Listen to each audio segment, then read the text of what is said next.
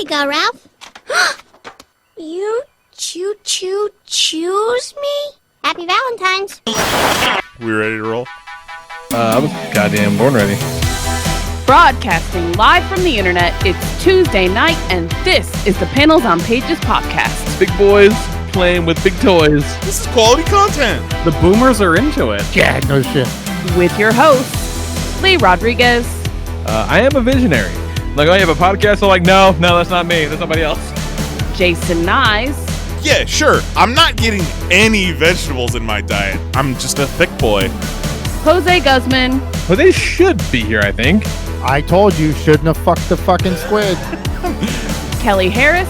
Tell him Kelly eats Band-Aids. If there's any gang you want to be with, it's MDK. It's all about fucking hugs. And our good buddy Mahoney. And Mahoney's here. What's up, Mahoney?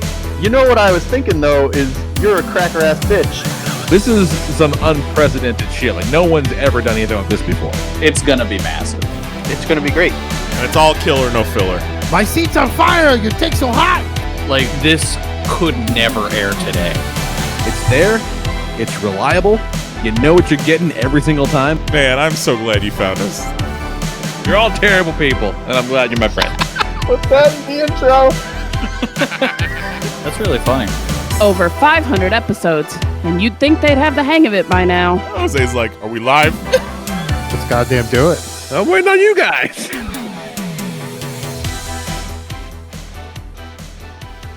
What is happening, everybody?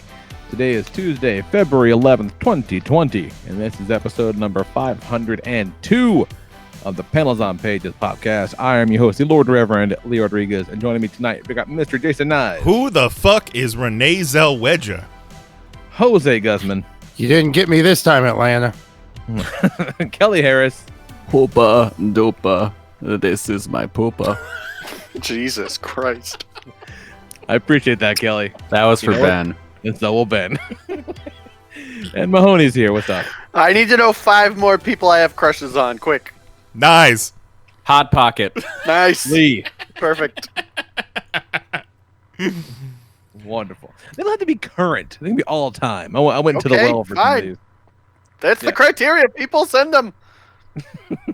Nice hit cup up Mahoney of with his guac. crushes on the chat or the Discord for it. So, man. Boy. Bowl of fruit. Oh God, it has been a hell of a week around these Portillo's Italian beef. Cake shake for sure. Oh yeah, cake shake. Someone man, was we talked talking about them blizzards earlier. You know what? We were talking about ice Honestly, cream before the show. honestly, And, I could much more easily complete a list of 6 foods I have crushes on than real life people. That sounds about right. They can be Yeah. fictional people too. It's okay. But we went to a Baskin Robbins last weekend, and they got a fucking birthday cake with sprinkles flavor. It is the shit, y'all. Did you count all the flavors? I'm not a big ice cream guy. That shit was delicious. Like, I need 31 exactly. I think it is 31 all the time, right? Isn't that their whole gimmick? Like, isn't the 31 out at a time? They're not always the same. That 30? was why you'd count. You'd test them on. No. Was it 32? I doubt you can find a Baskin Robbins these days that actually has 31 flavors on hand. They put it in the fucking logo. Yeah, but that logo is subject to change. yeah, but you got to think most Baskin Robbins these days share a space with a Dunkin' Donuts. They just don't have the bandwidth. Which Oh, is I'm why gonna- you're testing them. I'll lose my goddamn mind and go walk in there and not find 31 flavors. Lee, you gotta Yeah, go back. See? Fuck me. I took them at their word. I thought the people at Baskins and or Robbins were men of honor. I didn't realize that we had to fucking call them on their bullshit, Kelly, so thank you. I think these days it's more they have 31 flavors at any given time throughout their stores. Or throughout the United States. Right. Oh, that's some horse shit. I don't I like said, it. don't come to one store asking for 32 different little trial spoons. No. You better go hit up 32 states. But really, I don't like birthday cake flavor, like, I like cake. I like birthday cake, but like I don't like things that are birthday cake flavored because that just means they're flavored like sprinkles. No. It had like a cake batter type flavor to it. So it actually kind of tasted like a cake. Yeah, with sprinkles in it. It was fucking good. But also, I'm like, not a big sweet Sprinkles person. is definitely a go-to cake batter. Yeah, and sprinkles more suck. like, That motherfucker. more like rainbow chips as opposed to like sprinkles. Mm. Not wrong. It's a mint chocolate chip mixed with some Oreo cookie. I would recommend it. Fucking Four Swims. It's good. It's good stuff. I would recommend that. Like, they have the birthday cake flavored Oreos, and like, I don't want to fuck with those. But you know what I do fuck with? Those caramel coconut Oreos they got now. They taste like What? Yes, What? yes. Who? They taste like the Caramel Delight Girl Scout cookies, aka the Samoas. I don't like that. No. Oh, it's delicious. No, No. that sound No. awesome. Fuck a coconut. Sounds tremendous. You put Fuck the lime in the You know what? You go fuck a coconut. Tell us how it is. I do like the Remember that Pop Tom Pops, Hanks like, movie when he fucked a coconut? Yeah. Yeah. And he drew a face on it in the blood of his dick. And he said to the coconut, "I'm the captain now." Yep. fucking. The only then he reason gets you it draw off a for that face one, on though. a coconut is to pretend it's giving you a blowjob. And then he Okay, got we all AIDS. see right through that. Yeah. Jesus. You know, AIDS is really big there. And then he got That is hit with true. a coconut and became mentally challenged and went on a very long walk across the island. And then thought he was a toy. And then he bought a really shitty dilapidated house when he got on the other side. Oh Yep. wow! And then he That's got deep. stuck at an airport. And then he went and chased Leonardo DiCaprio across the whole goddamn country because he was being all con artisty and shit. Crazy. And through all this, he became a legendary children's TV host. Yep. Oh, that was a fun little bit there. I like that. That was a good bit of business. We're here for you, Lee. Oh, it's good. This is some yes and goddamn it. But man, it's been fucking wild here. We had some insane weather. Fuck weather, you guys. So last Tuesday we did the show. I think it was like 72 and sunny. Beautiful day. That sounds lovely. It was. Then the next day it rained for 11 and a half hours and we had horrible flooding in the area. That sounds bad. Florida shit. Then the next day it snowed 4 inches. That sounds bad.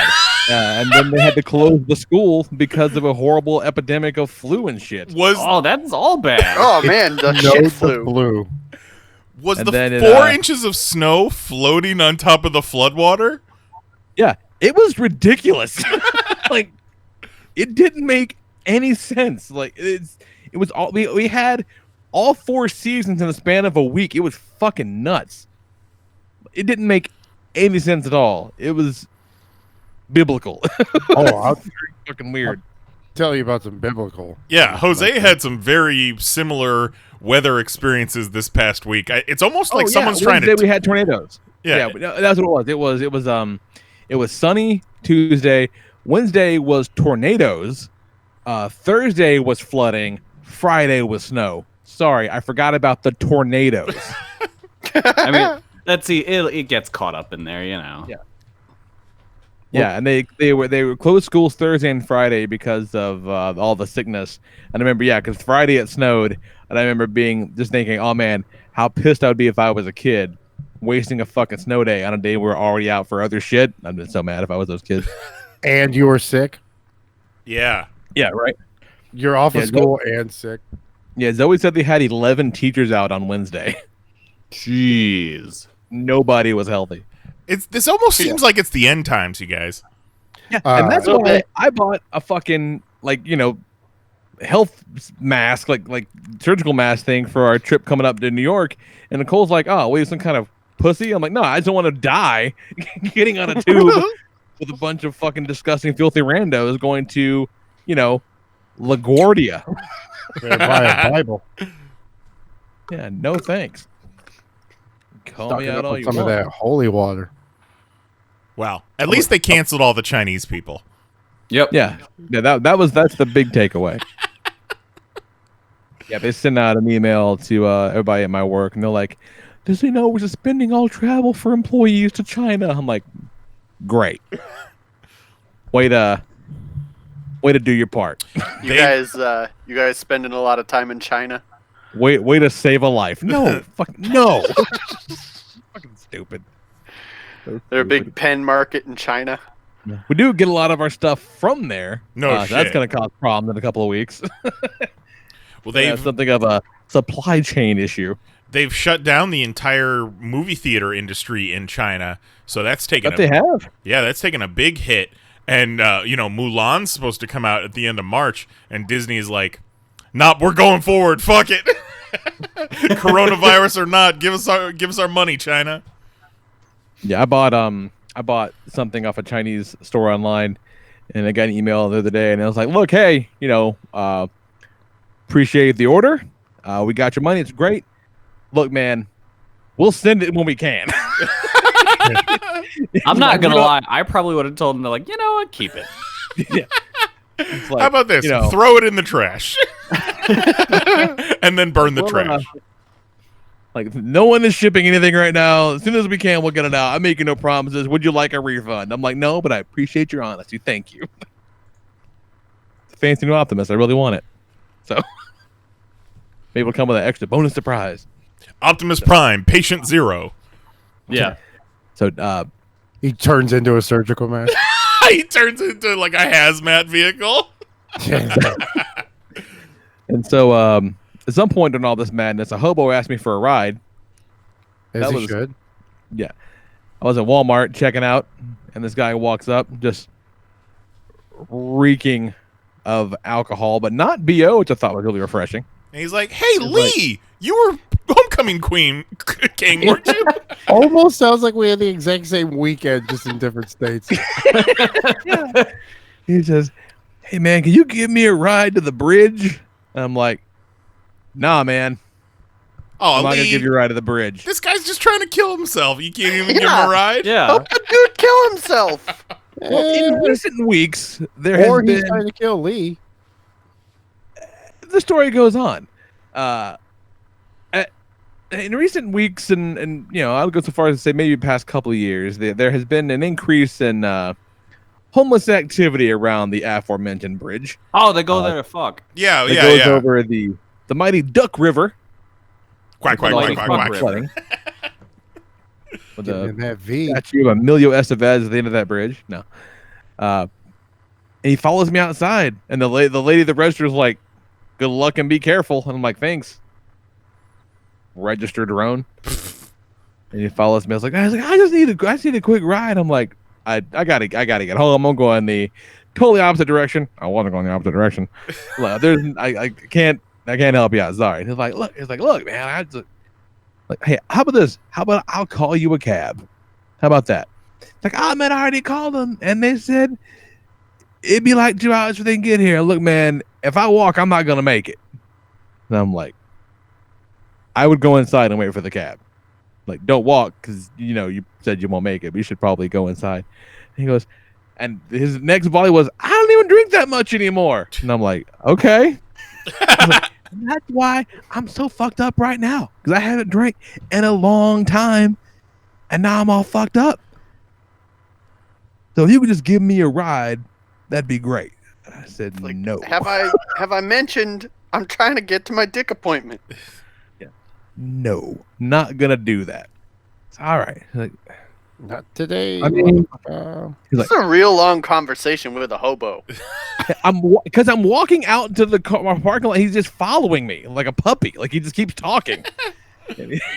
By now he's got you. He's How invested. far away did you park? It was Walmart. It's far. Oy, oy, oy. And I'm unloading the car, and he's just standing there yapping along. It's like, look, I got money. That's not the problem. But I gave a lot of it to some bitch, and she's like, "You can't have it back." No, bitches be tripping. Oh yeah, we all got some bitch in our life. Okay, all right, cool. And I'm just still unloading. He goes, and like, they leave me alone down there, but I do sleep with a knife. Jesus. Okay, they got some kind of new bad shit down there. Makes motherfuckers go crazy. Okay, but at this point, I'm in my car with one hand on my knife, the other hand on the door, ready to slam that at a moment's notice. And he's like, I knew a guy who took some of this shit, and they had to arrest his ass downtown. He'd run around buck ass naked. I'm like, I just need to ride down to the bridge. I'm like, no, dude, we're not gonna do that. He goes, you know what, man? Like, it got to the point now. And burn like, I'm not leaving anything out. This is just the stream of consciousness this man was throwing at me. It's got to the point now that, like, when I get arrested, which is not that often, they just let me go now. I said, "Oh, that's just Willie." I just get to court, and the judge is like, "Oh man, it's you. You're cool. You can go." So like, I just need like a ride. And I'm like, "Nah, man. Look, here's $7. All I got on me. Goodbye." And I left as fast as possible from that point. And I called Nicole up and I said, "So hey, so this hobo asked me to give him a ride, and without missing a beat, she goes, 'You did not give a hobo a ride.'" No, I did not. But not for lack of trying. He was really going for it. The least you could do is drive to the bridge and tell whoever's going to suck his dick that he's going to be late. Yeah. And also, which one of you is make sure you got the knife clean? Oh my God. Fucking savages. I think the most unbelievable part of the story is that there was an actual person working a register at Walmart. Yeah. Yeah, no shit, right? Yeah, that part I added in for spice. Only false part about the story. Just to dress it up a little bit. Remember when Kerouac had to go pick up a hobo at a Walmart? And then gave that hobo his underwear? He fucked that hobo, didn't he? Yeah. Oh, I'm sure. What hobo didn't he fuck? I don't know. I don't think he specifically said, but I don't think he said he didn't either, so... Some chick you picked up at a Walmart doesn't end up in your boxer shorts having not fucked her. That's a very... Unless you did something really wrong, or she robbed you. I heard that on a NPR podcast once, I think. So it must be true. Must be true. And then the only other thing of note is I saw the Harley Quinn movie with the girl, and she really enjoyed it. You know, they should have just straight up that. called it Harley Quinn. I mean, that's how I told to Zoe. I'm like, "Hey, Zoe, you want to see the Harley Quinn movie?" She's like, yes. Fuck yeah. She was super hyped for it. And then you get up to the ticket counter and say, 2 for Birds of Prey, please. And Zoe's like, what the fuck? Yeah. What's a bird? What's a prey? Yeah, we both had a good time with that one. Zoe loved it. She did not love Joker. She will talk shit about Joker longer than I will. She hated that fucking movie. Nice. But the Birds of Prey and the Fantabulous Emancipation of one Miss Harley Quinn, which I'm sure is the reason why the movie didn't do so great. It's just the name, not the horrible marketing. Yeah, I mean, how do you even get a ticket for that? Like, when you walk up and you're trying to say all those words, it's just... And if you don't say all of the words, the movie theater people will just say, I don't know what you're talking They're about. like, I'm not familiar. You gotta see the whole thing. Yeah. Like a pimp named Slickback. Then they say, oh, you wanted to pre-order tickets for Sonic? Yeah. But for real, though, it's a Harley Quinn movie that introduces the concept of the Birds of Prey at the very end. So have your Harley Quinn movie and then do Birds of Prey, piggybacking off of the success of your Harley Quinn movie. It's a good little bit of world building. Yeah. But and what it's a fun about movie. when she emancipates people? I mean, they all get emancipated. Good. It's good. Like, it is.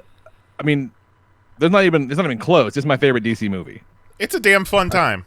It's fun. It is fun. I'll see it in 4 years. Yeah. Well, it's not got some- terrible, so we're not going to watch it for a commentary.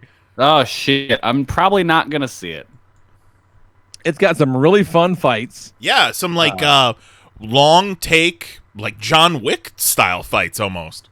Yeah, very good fights. Some really fun performances. The fact that it had such a low budget, I think, benefited them.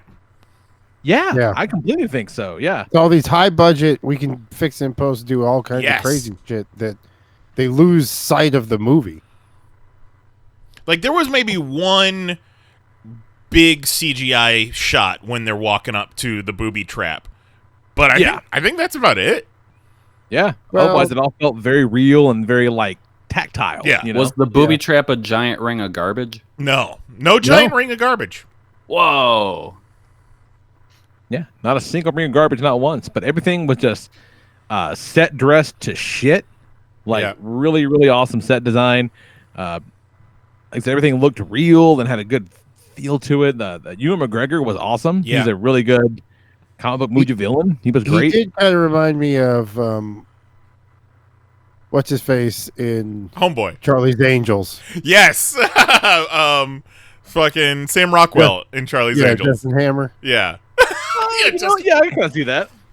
Like I think any villain I feel that is like that is kind of a takeoff of his Charlie's Angels villain, because he even came out dancing. Yeah, when he very came out to the similar car. type of flair. Yeah, Yeah, good flair. definitely. They definitely wrote the word "fuck" in the script a bunch of times. Yeah. Yeah, that is no Cassandra Cain that I've ever seen, which is kind of weird. Like she could have just been some rando kid, then it would have been fine. Like, Sure. I think it's Like- pretty clear that was supposed to be young Catwoman. I don't know. Like, you can have a pickpocket and it not be Catwoman. Okay, but why would you?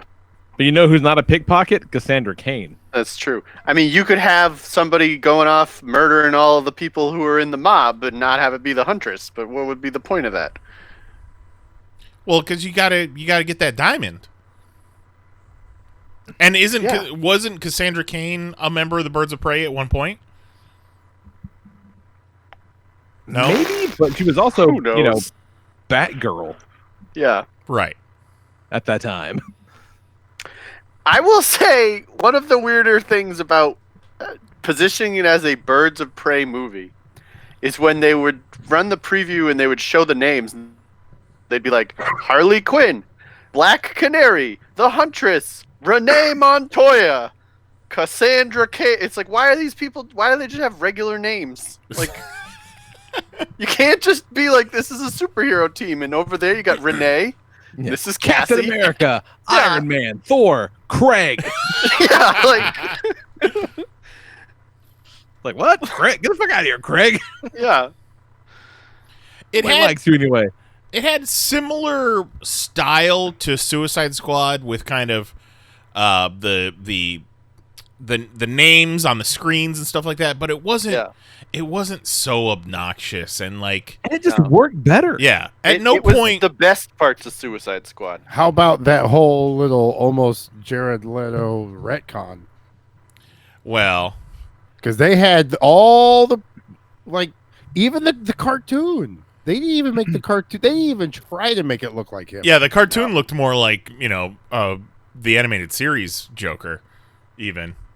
Which is interesting because, like, for a minute there, I'm like, is this not like the same Harley Quinn? But it totally is. No, it totally They is. reference that movie a bunch. Yeah. Like, okay, so it is that. They're just leaving out the most interesting part of Suicide Squad, which is a bold move to make a semi-sequel to a movie that made a lot of money, but nobody liked. And then leave out like one of the best parts. But you also made the movie out of the other best part, so I guess there's that, you know. I enjoyed it, and like I think one of my favorite parts about it was that at every point throughout the movie, I knew why everyone was doing all the shit they were doing. Yeah. Which I can't say for a lot of those DC movies. You weren't confused as to their motivation or No, you know what the bad guy wanted. Mhm. You know why he wanted it. You know why he was doing all the shit he was doing to get the thing that he wanted. Oh man, look at this tight script. It's like they knew what they were doing before they got on set that day. I realized today that the chick who plays Black Canary is Journey Smollett. She is Jussie Smollett's sister, and she was also, I think Tito brought this up in Discord, she was Michelle Tanner's friend in Full House. Little black girl. And then she was on Hanging with Mr. Cooper. She looked like a female Michael B. Jordan. She looked great. Her face. Yeah, the chick that plays the Huntress is Mary Elizabeth Winstead, who, among other things, was in 10 Cloverfield Lane, and she's excellent. She's very good. Yeah, can't say there was a real weak spot in the whole thing. The fucking soundtrack and the score was real good. And Yeah, no, it was great. Zaz was a real creeper. Yeah. Like that, there was that one Zaz was scene really good. where he was like trying to talk him into killing that person. He's like, "Oh man, you should kill her." I don't know. I mean, you should probably kill her. I don't know. Oh man, come on. It's And then all good. And their interactions together were pretty cool too. You know, he would come over and like rub him down and try to calm him. He's like, "No, it's cool. We just gotta, do a lot of murder." So He's like an adult brat. He like a spoiled brat, Yes. mob boss gangster guy. Like it was good. It's a lot of fun. I liked it a whole lot. But that's fucking my stuff. Real quick. That's my thing. Real Yeah, quick. this is my stuff, my thing. For those that have not seen it yet. Spoiler alert, motherfuckers. Spoiler alert! Spoiler alert!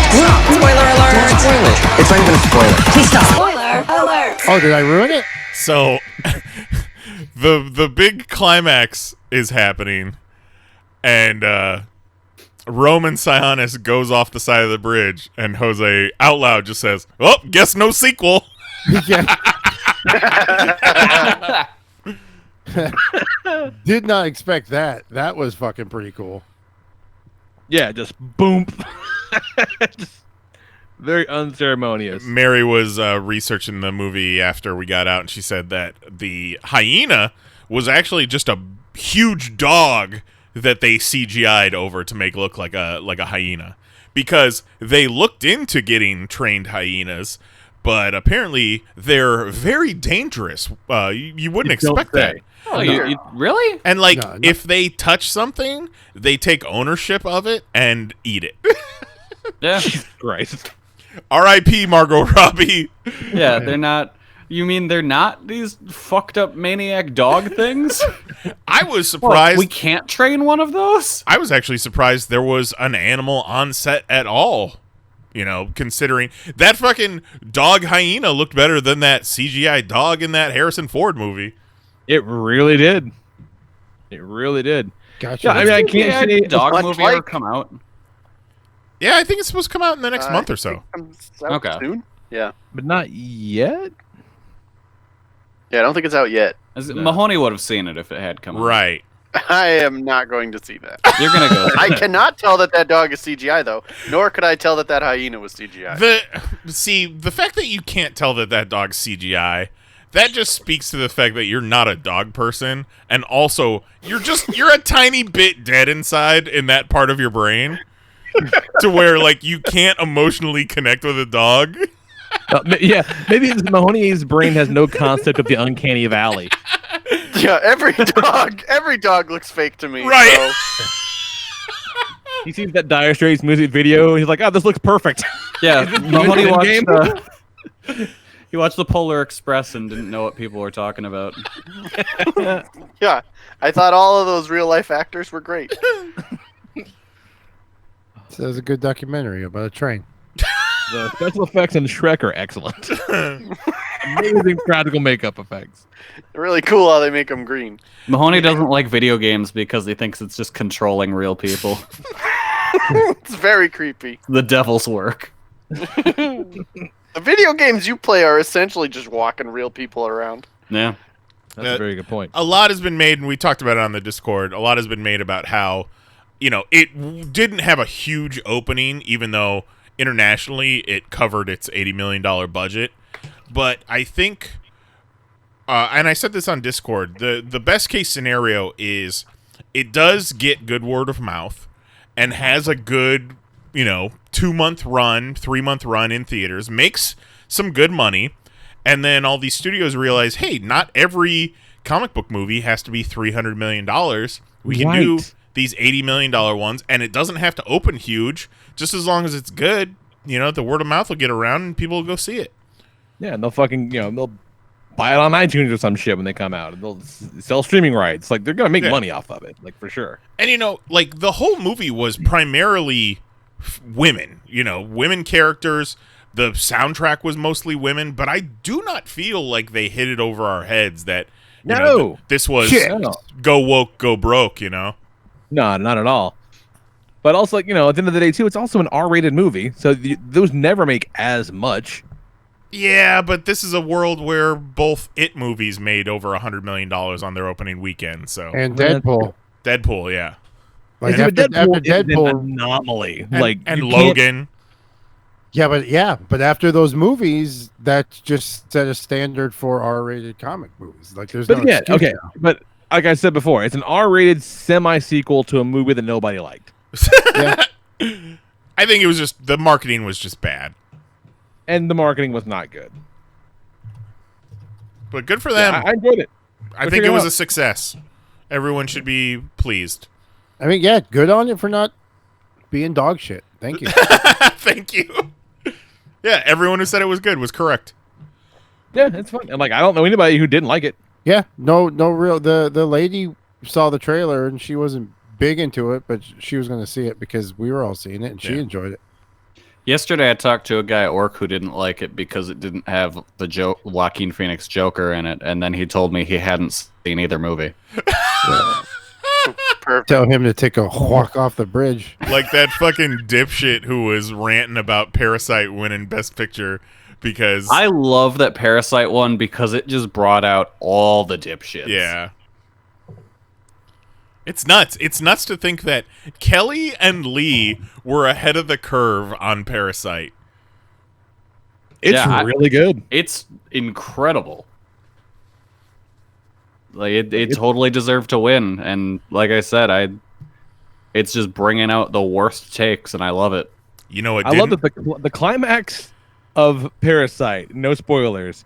The climax, like the defining moment of Parasite, is just, you know what? Fuck this guy. Yeah. It's really good. You know what? Can't, and Edit you out can't now. You can talk about Parasite without being like, all right, let me sit you down and tell you about the entire movie. Right.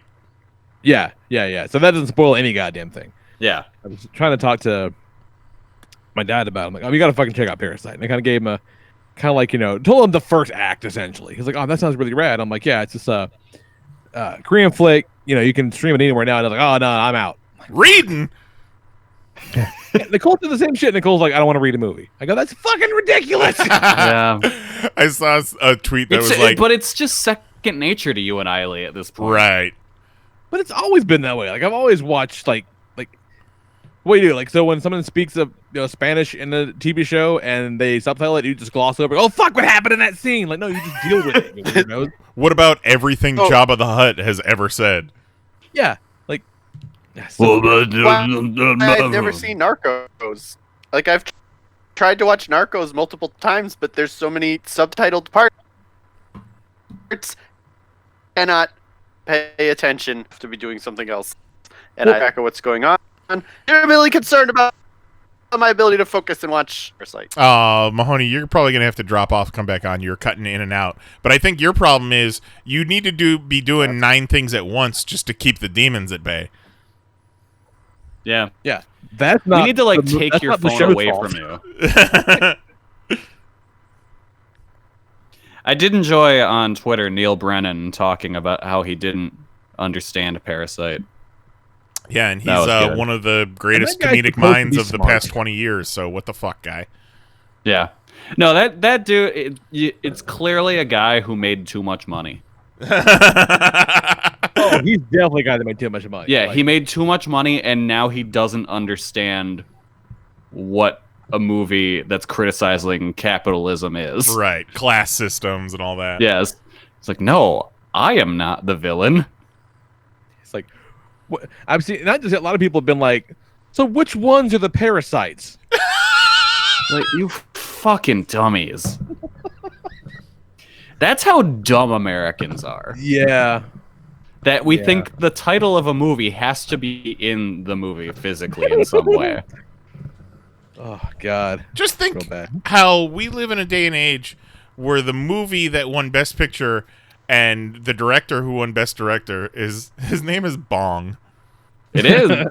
We did it. And James Bond. It is kind of fucked. I do think that there is a legitimate criticism when they're like, okay, you're gonna put a movie in the Best Picture category and also the Best Foreign Film category. Like, you probably should have picked One or the other. No, Like, because the other because, movies don't only get one category. What's that? The other movies don't only get one category. You ever seen an animated feature in both the best animated feature and best picture? Yes. When? I believe it was shortly thereafter that they introduced the 10 nominees for best picture. Maybe you're right. Yeah, maybe you're right. But even then, that's dumb then, because like, never mind. Because I remember like when they did a thing back in the day, when I gave a shit about things like the MTV Music Video Awards. Oh, I fucking loved those back in the day. I'm like, wait a minute, how the fuck is this thing gonna be video of the year, whatever it was? It might have been some Eminem video. Like this Eminem video was video of the year, but it didn't win rap video of the year. That doesn't make any fucking sense. Well, Hey, I just want to interrupt you real quick because Beyonce had the best music video. I like the logic better that if you only have one foreign language film nominated for Best Picture, then obviously it's gonna win Best Foreign Language Film. So maybe you just give that award to those guys. That's what I'm saying. And Yeah, skip so that keep in the that telecast. one out of the foreign film category. But then it's like if you do win that, you're just second place. True. Yeah, that's a good point. Can you lose if foreign I'm- category and win best picture still? Yes. See that, but that I think is weird. Yeah. If you're not I the think best you have to foreign win both. film, then how are you the best film? But I think you should be able to win both. I think you should win every category you're the best at. Well, that's true. you got to think that not everybody in the Academy sees all of the foreign film nominees. So Well, Yeah, why probably are they not. on the Academy if they're not watching other movies they're voting on? Because they're old Like- white people that don't have time Remember when for we- things that aren't Matlock. Oscar so white.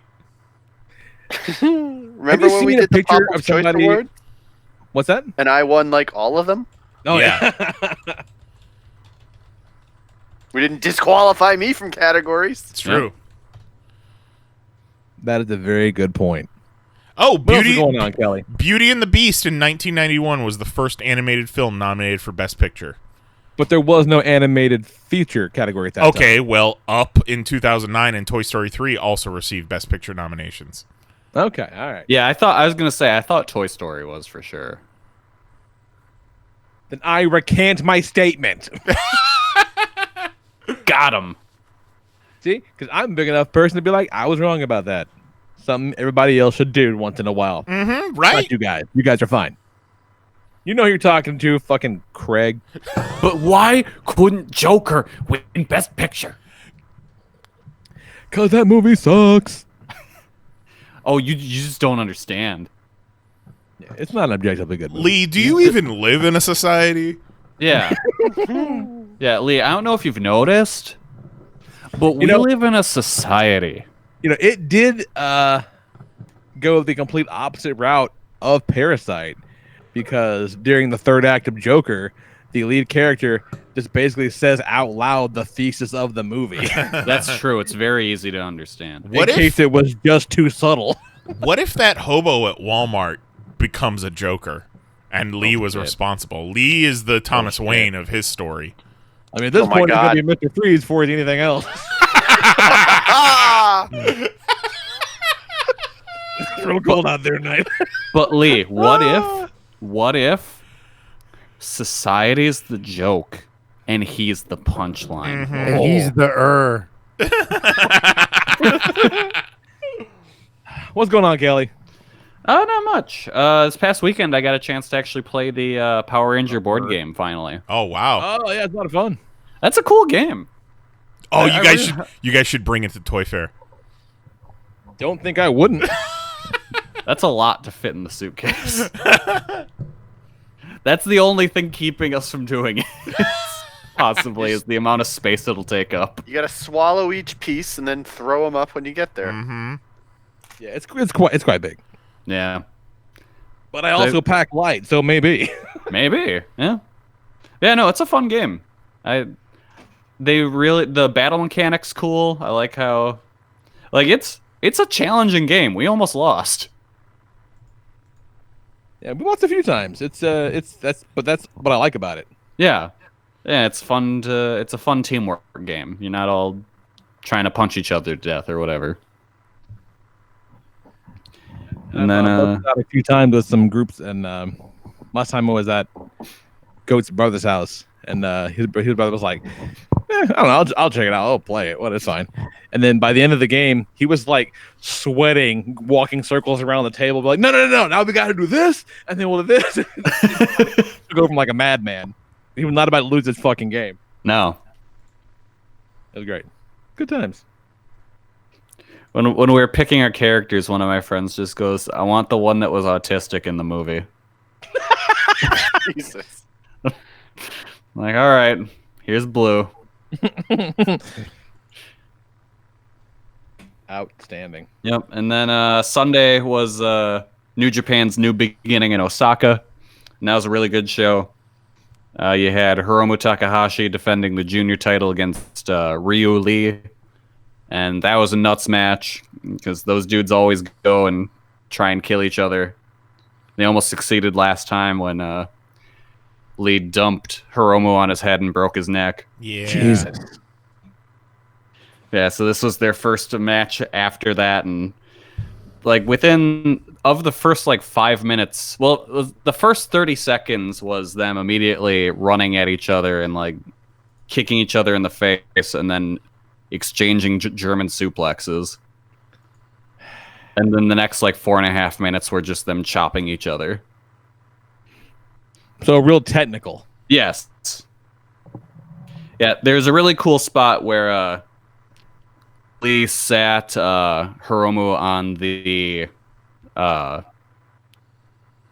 fence around the ring, or the barricade, I should say, and went and did a dive through the ropes and speared Hiromu off of the barricade and onto the announce table. Jesus Christ. And it's their Japanese table, so it didn't break, of course.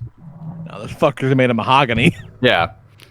You know, and then just dropping each other on their heads back and forth like they do. Exploding neck match. Yes, because they Jesus Christ. They just have no sense of their own safety or anybody else's when those two are against each other. It's a rivalry for the ages. I love it. And Moxley successfully defended the U.S. title against Minoru Suzuki. That was a cool match. I greatly enjoy Mox working in the eye patch at New Japan. That's pretty clever. I like that. Yep. That's some old school shit right there. Yeah.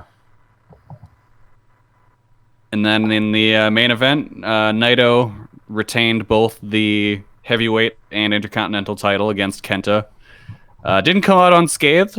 He, like the last 2 minutes of the match or so, went face first into a turnbuckle that had the pad removed. Oh. And, you know, you see that spot in wrestling. Turns out you can get real fucked up on it. Just split his forehead wide open. And needed like a bunch of stitches and staples to close it up. Jesus Christ. Yeah. So it's like, oh, guess that spot really is dangerous. Who knew? This was totally safe. Yeah. Because, yeah, that just... It didn't even blade. Like, it just caught it wrong and split him right open. So it was a cool visual to have the closing stretch with his face just pissing blood. Oh. Good God. Onita! Spurt. And there he is, still spurting in Japan. Oh, Good man. for Matt Tremont getting to wrestle in Japan. That should be the name of Kelly's YouTube vlog. Spurting in Japan. Finding himself a waifu. But did you see in the pictures the spurt? Oh, there's like in motion spurt? Yeah, you can see the spurt coming out of the wound. I was looking more at the wounds. Yeah, no, if you look, you can see the spurt in both of the pictures. So it was like going pretty consistently until he taped it up. I'm a big Kept fan on of. going. I don't know if you guys are the same, but I'm a big fan of seeing the spurt. If you don't do the spurt, how you know it's over? Yeah, Right. love a good spurt. Don't There you ain't hate no it like spurt. when right Did it before the really happen? spurt they like cut to the logo? Oh, Oh, yeah, that's some good spurt. You gotta zoom in, Yep. but that is some good spurt. Is this Yep, the you see second link you sent? Or the Both first of one? them have the spurt. And then I see him all taped up with duct tape. Yep. Yeah, you just gotta Horrible. tape yourself up when you have a gaping wound in your arm. This guy. So so for those of you that haven't seen these, our boy Nice Cosplay, Matt Tremont, took a suplex on the top rope into a pile of light tubes and ended up with a gash on his arm. I'm gonna say is what, probably a solid 3 inches wide and 6 inches long. Yeah, it's real big. Yeah, like real significant. And this crazy motherfucker just like, cool, get me some rags and some black duct tape. I got work to do. That's a Sabu move right there. Yep. Yeah. Just squirt some crazy glue in there, you're good to go. Yeah. That is not a man to fuck with. Yeah, that's dedication. That's a man with a horn on his head from all the scar tissue. Bless his little heart. Yep. Or, I mean, gigantic heart. His gigantic working overtime heart. Jesus Christ. Deathmatch legend Matt Tremont. Yep. He earned that title. Not like fucking Luther. Thank God it looks like the Nightmare Collective is gone. Yep. Brandy claims that it was her call to kill the Nightmare Collective. Well, Yeah, of I saw course. some- She also has great audio. Yeah, I saw some article pop up on my thing. It's like, Brandy explains why the Nightmare Collective, whatever's gone. I could have saved you 500 words. Like, sucked. Yeah, real bad. And see, I said this on Discord. It's like, I liked it when it was just her and Kong snatching bitches' wigs. But then they turned it into the straight edge society with fucking deathmatch legend Dr. Luther. Yeah, once it was just those two, it was all right. I like the yeah. gimmick, but like when they started shaving heads, like that's not what I wanted out of this. No.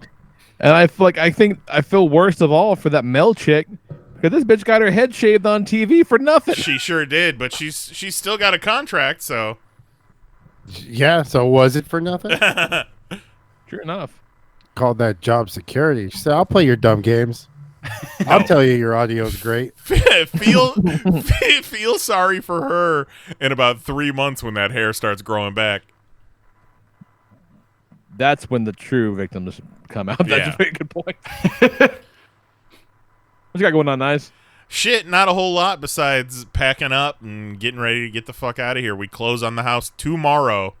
Oh, So, man. Oh, shit. yeah, we close tomorrow and then we move on Saturday. So it's all coming to a head. I have been, like, I've never used Facebook Marketplace before, but I used it to get rid of my turtle murder house. Oh, no, actually, that was Craigslist, but I did get some offers from Facebook Marketplace. But then I had this fucking, like, 4 or 5 boxes of trading cards, sports cards, basketball cards, baseball cards, whatever, that I've You moved. little sportsman, you. I have moved them at least 9 times in my life in the past 30 years. And I'm done with that. I'm done with lugging this fucking 50-pound weight around my neck. And none of them are worth a goddamn thing. So I said, you know what? $40 Facebook Marketplace, and I got an offer almost immediately. And those shits, I didn't even help the guy take him to his car, because that's part of it. Is like, I don't want to lift these up anymore. No. So come get them, get the fuck out, give me $40. And every time I would have somebody come pick something up and give me money, I'd fan out the money and fucking fan myself with it right in front of Mary. It's fantastic. It's like, look at me, I made $140 just now. So yeah, I got $40 for my baseball cards, and I got $100 for my entire CD collection. That boggles my mind. CDs are actually, like, they're worth money because so many people just trashed them once MP3s came in. And you can still put a CD in your computer and load it to your iTunes or whatever. What will surprise you is that the CD cases, like the vinyl cases, are worth the most. Like those Case Logic things with the binder pages. Oh yeah. Yeah. Those are the most valuable of any CD thing whatsoever. Oh yeah, because they just don't fucking make them anymore. Yeah. Interesting. A guy came to pick up my compact disc collection, and he's like, "I'm here for the CDs," and I'm like, "Yeah, CDs nuts." Not really. He's nuts up the stairs. Is he like, God damn it, this happens every time? Not really though. So that was cool. Watch the Oscars. We talked about the Oscars a little bit, but we did not touch on the fact that The Irishman didn't win anything, and man, I was so proud of that. That made me feel real great. And then you guys hear about Sam Raimi signing on to do the Doctor Strange sequel? Oh yeah. And no one will ever meddle with the thing he wants to do with that movie. Well, it's funny that you say that, Kelly, because when's the last time Sam Raimi made something that was like real good and unmeddled with? Because, you know, he did 3 Spider-Man movies, and 2 of those are good, and the third one they meddled with. And then he did that awful Disney Oz the Great and Powerful movie. The Oz Oh, I movie, forgot right. about that. Yeah, and like that's Disney, so he knows how to work within that studio system. So he's just looking for that paycheck, man. I don't know if he's looking to rock the boat at all at Disney, but still a cool name to be attached, especially going back to the days of Spider-Man. Bringing him back into the comic book movie fold is kind of cool. And Doctor Strange is a good fit for that. Yeah, It makes yeah. a lot of sense. It's a shame that, you know, we lost the dude that was doing Doctor Strange previously, but It's so unfortunate that you've already forgotten his name. yeah, Stephen. Strange. Nope. No, Scott Scott Derrickson. Scott Derrickson. Yes, Scott Derrickson. Scott Derrick's kid. You just did what I do whenever I see a person who says they know me in public. It's like, yeah, good to see you too, man. That guy. Hey, there you are, champ. What's up, Kid homeboy? from middle school who wants me to drive you to a bridge for you getting your dick sucked. Yeah, that's about it for me. You know, I've been doing so much moving and packing that I've just been waking up sneezing my fucking balls off every morning. And then I cleaned out from under the bed the other day, and I was like, oh, this is why I wake up sneezing every morning, because there's fucking an inch thick of dust on all this shit underneath the bed. Disgusting. God, I'm just looking around this room, thinking about the threat of moving, and I just want to cry. I'm not jealous of you at all. Oh, we're stoked. We're stoked. Oh yeah, you should be. You definitely should be. Because we're essentially doubling our square footage. Yeah, no, you definitely should be excited. The first thing I did when we went to look at that house is we're looking through it, and we go into the master bedroom, and I go into the master closet, and I walk in there, and I spread my arms out, and I just did a spin. And I didn't touch anything. Like, look at all the room for activities. That's awesome. We So can happy for you guys. Oh, thank you so much. That's great. What's up, Jose? Made I it feel back. like you got some Hotlanta stories, dog. My own little nature adventure. So we get in. I looked at the weather before I left, and all it said was like it was going to be kind of chilly, like 70s to 50s. So I was like, okay, well, that's pretty much the weather we got here. When Jose says he looked at the weather, I just imagine him just looking up in the sky. Well, tell me weather. What Licked his shall you finger, see put it in the air. today? Tell me of this other town, Atlanta. What weather you foresee? So, go, get in on Wednesday, whatever fucking day it was, man. I don't know. It was all right. It was a little gray. The walk to work was a little bit. the convention center in Atlanta can be interesting. It's very big. A, B, and C halls. They're all big. I'm staying near the A hall. The show's on the C hall. There's a whole lot of doors that they don't let you use. Lots of doors to the a-hole. Will they not let you use the B hole, Jose? Not all the time. Sometimes they gotta sneak in through the B hole. Okay. Sometimes you accidentally go in the B hole when you were meant to go in the C hole. Yeah, Well, you're trying to slip just in, and carried away.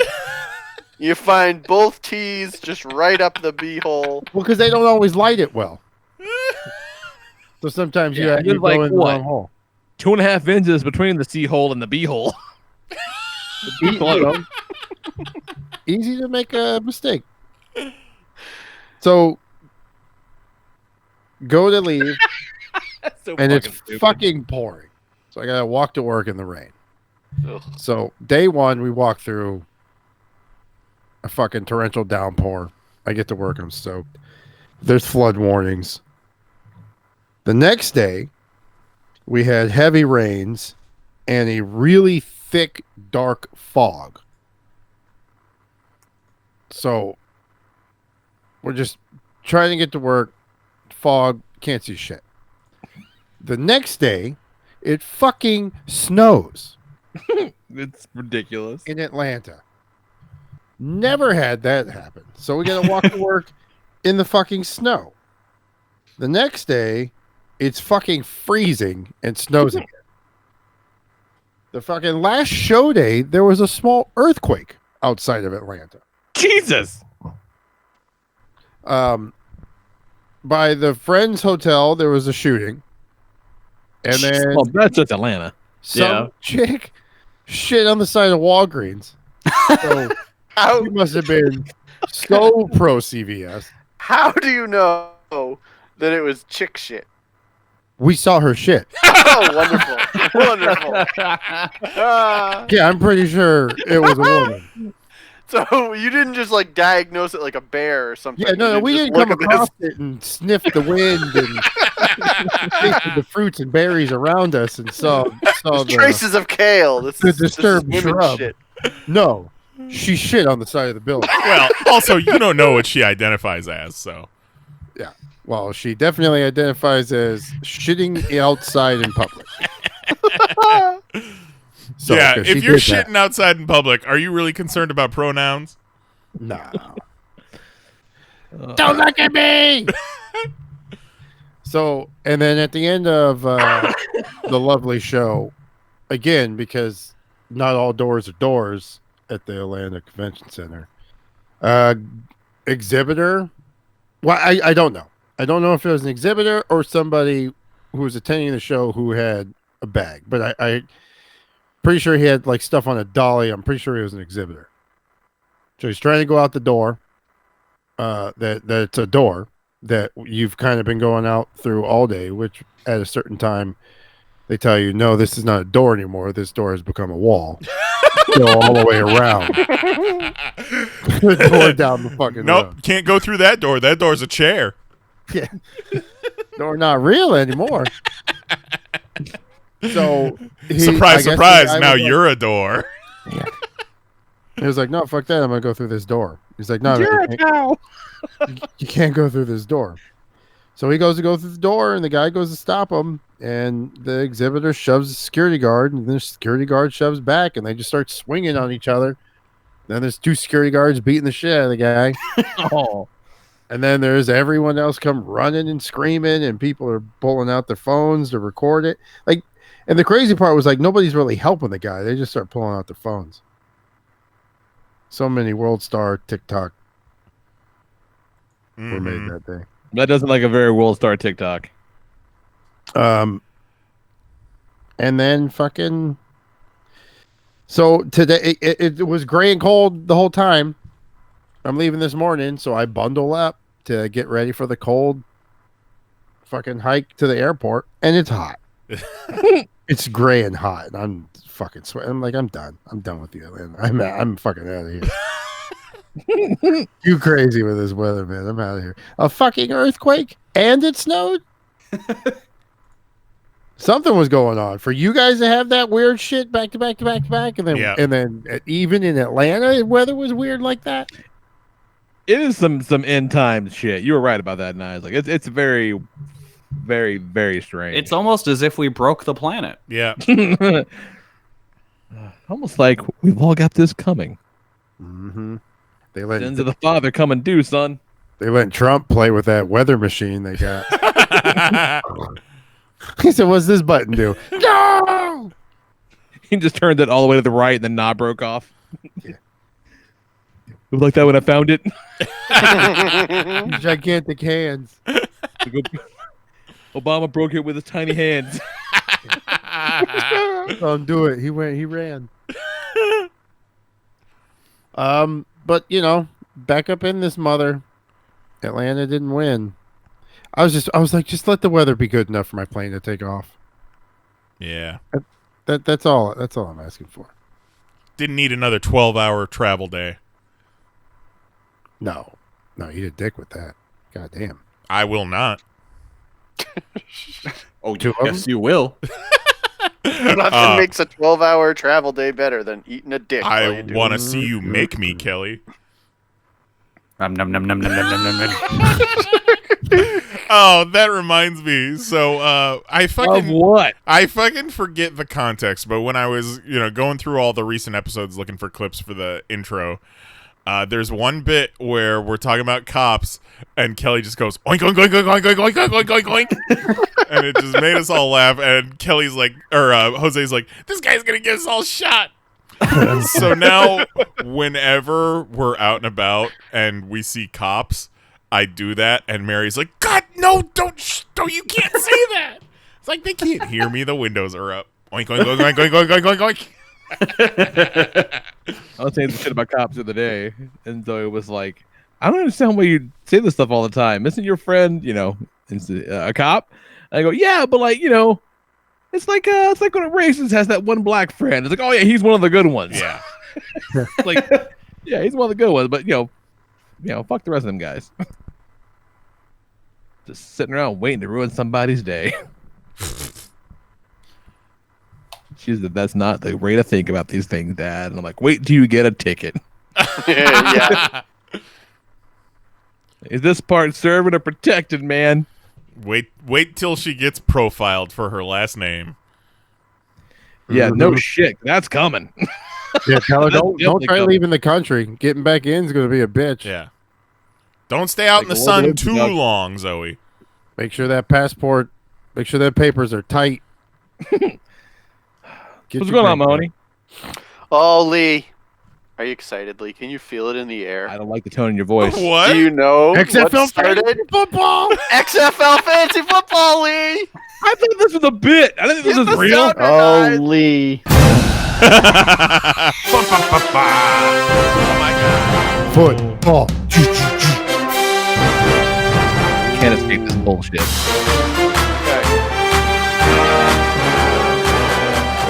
ESPN, the global leader in sports. It was on All right, ESPN too. So Here's that's the cool. problem, Lee. Now, there are not as many players in the XFL as there are in the NFL. You don't say. The number of teams in the league is much smaller. So, luckily for you, you won't have to hear about as many matches every week. But unluckily for you, my team, tell him Tito needs a step stool, stomp all over your team like the Oceans, but it's just horses. 97.5 to 90. Wait, how is this my team now?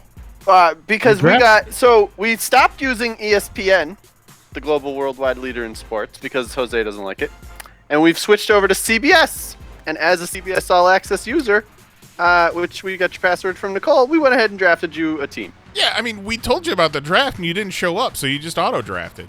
Yeah.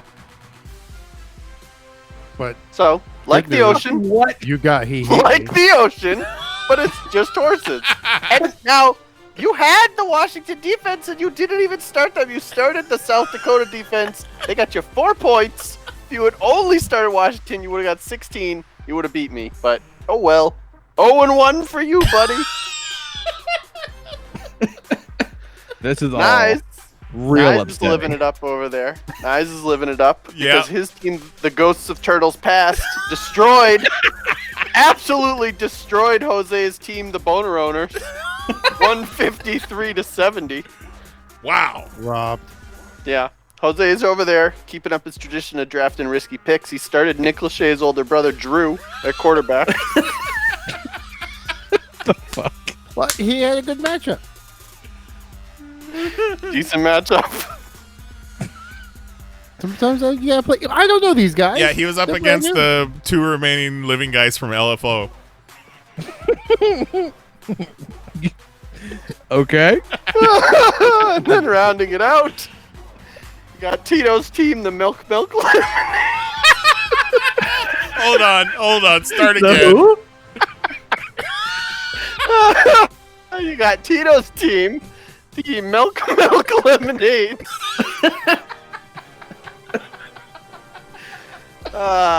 Who toppled Kelly's Kukanuba Smash Brothers 114-112.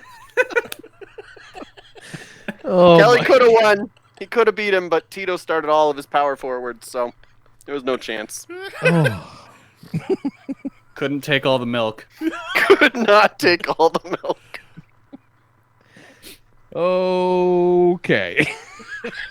So, great first week of XFL Pop Fantasy Football.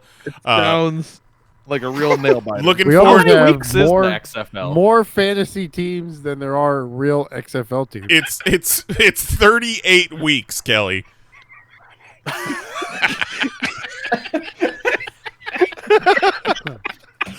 In the last 40, they play 2 games a week. Oh, God damn it. So get Well excited, played. lady. Well excited. played. I feel like I had you until I couldn't get milk lemonades out. Milk lemonade. Around the corner, fudge is made. Oh, God. That's great. Bless your heart. Wonderful.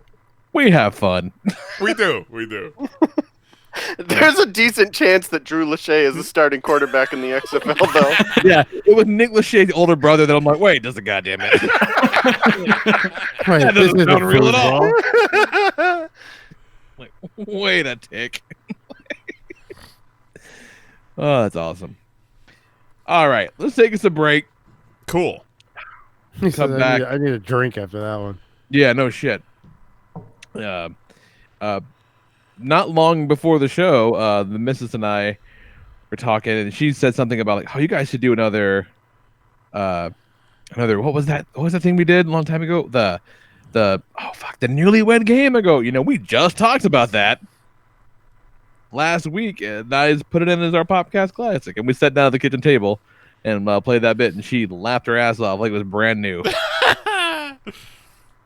Fucking great. We got this week, Nice. This week, so it's weird because there's a dead zone in archived episodes of the podcast, like between 40 and 70 or 80 of the reboot era.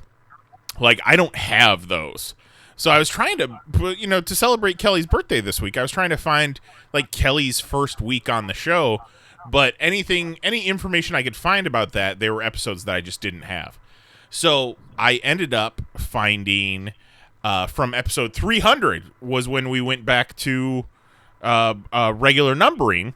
So it's very early in Kelly's career, but this is still a great pick for Kelly's birthday week because not only was it episode 300, a monumental episode in Popcast history, but it was the episode that we did commentary for Punisher Warzone. Oh, yes. Nice. Enjoy this. We'll be back in a minute.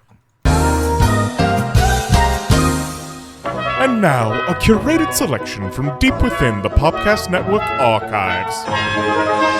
We proudly present this Popcast Classic.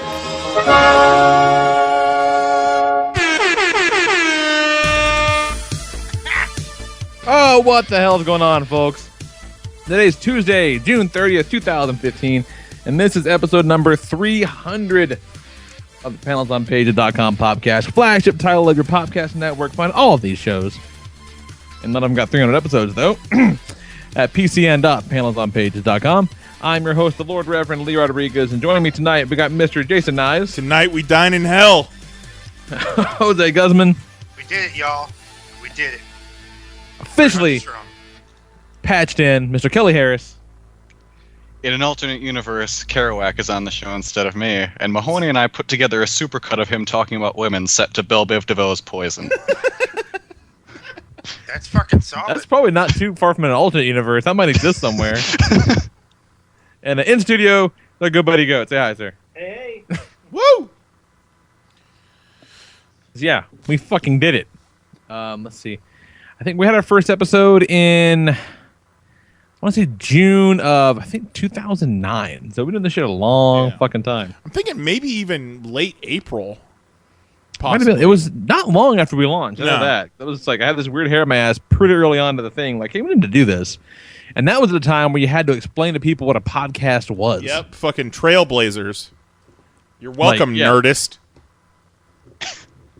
Yeah. Look at that. We're responsible for Nerdist, Bernthal being Punisher, Fucking Kevin Smith's entire career.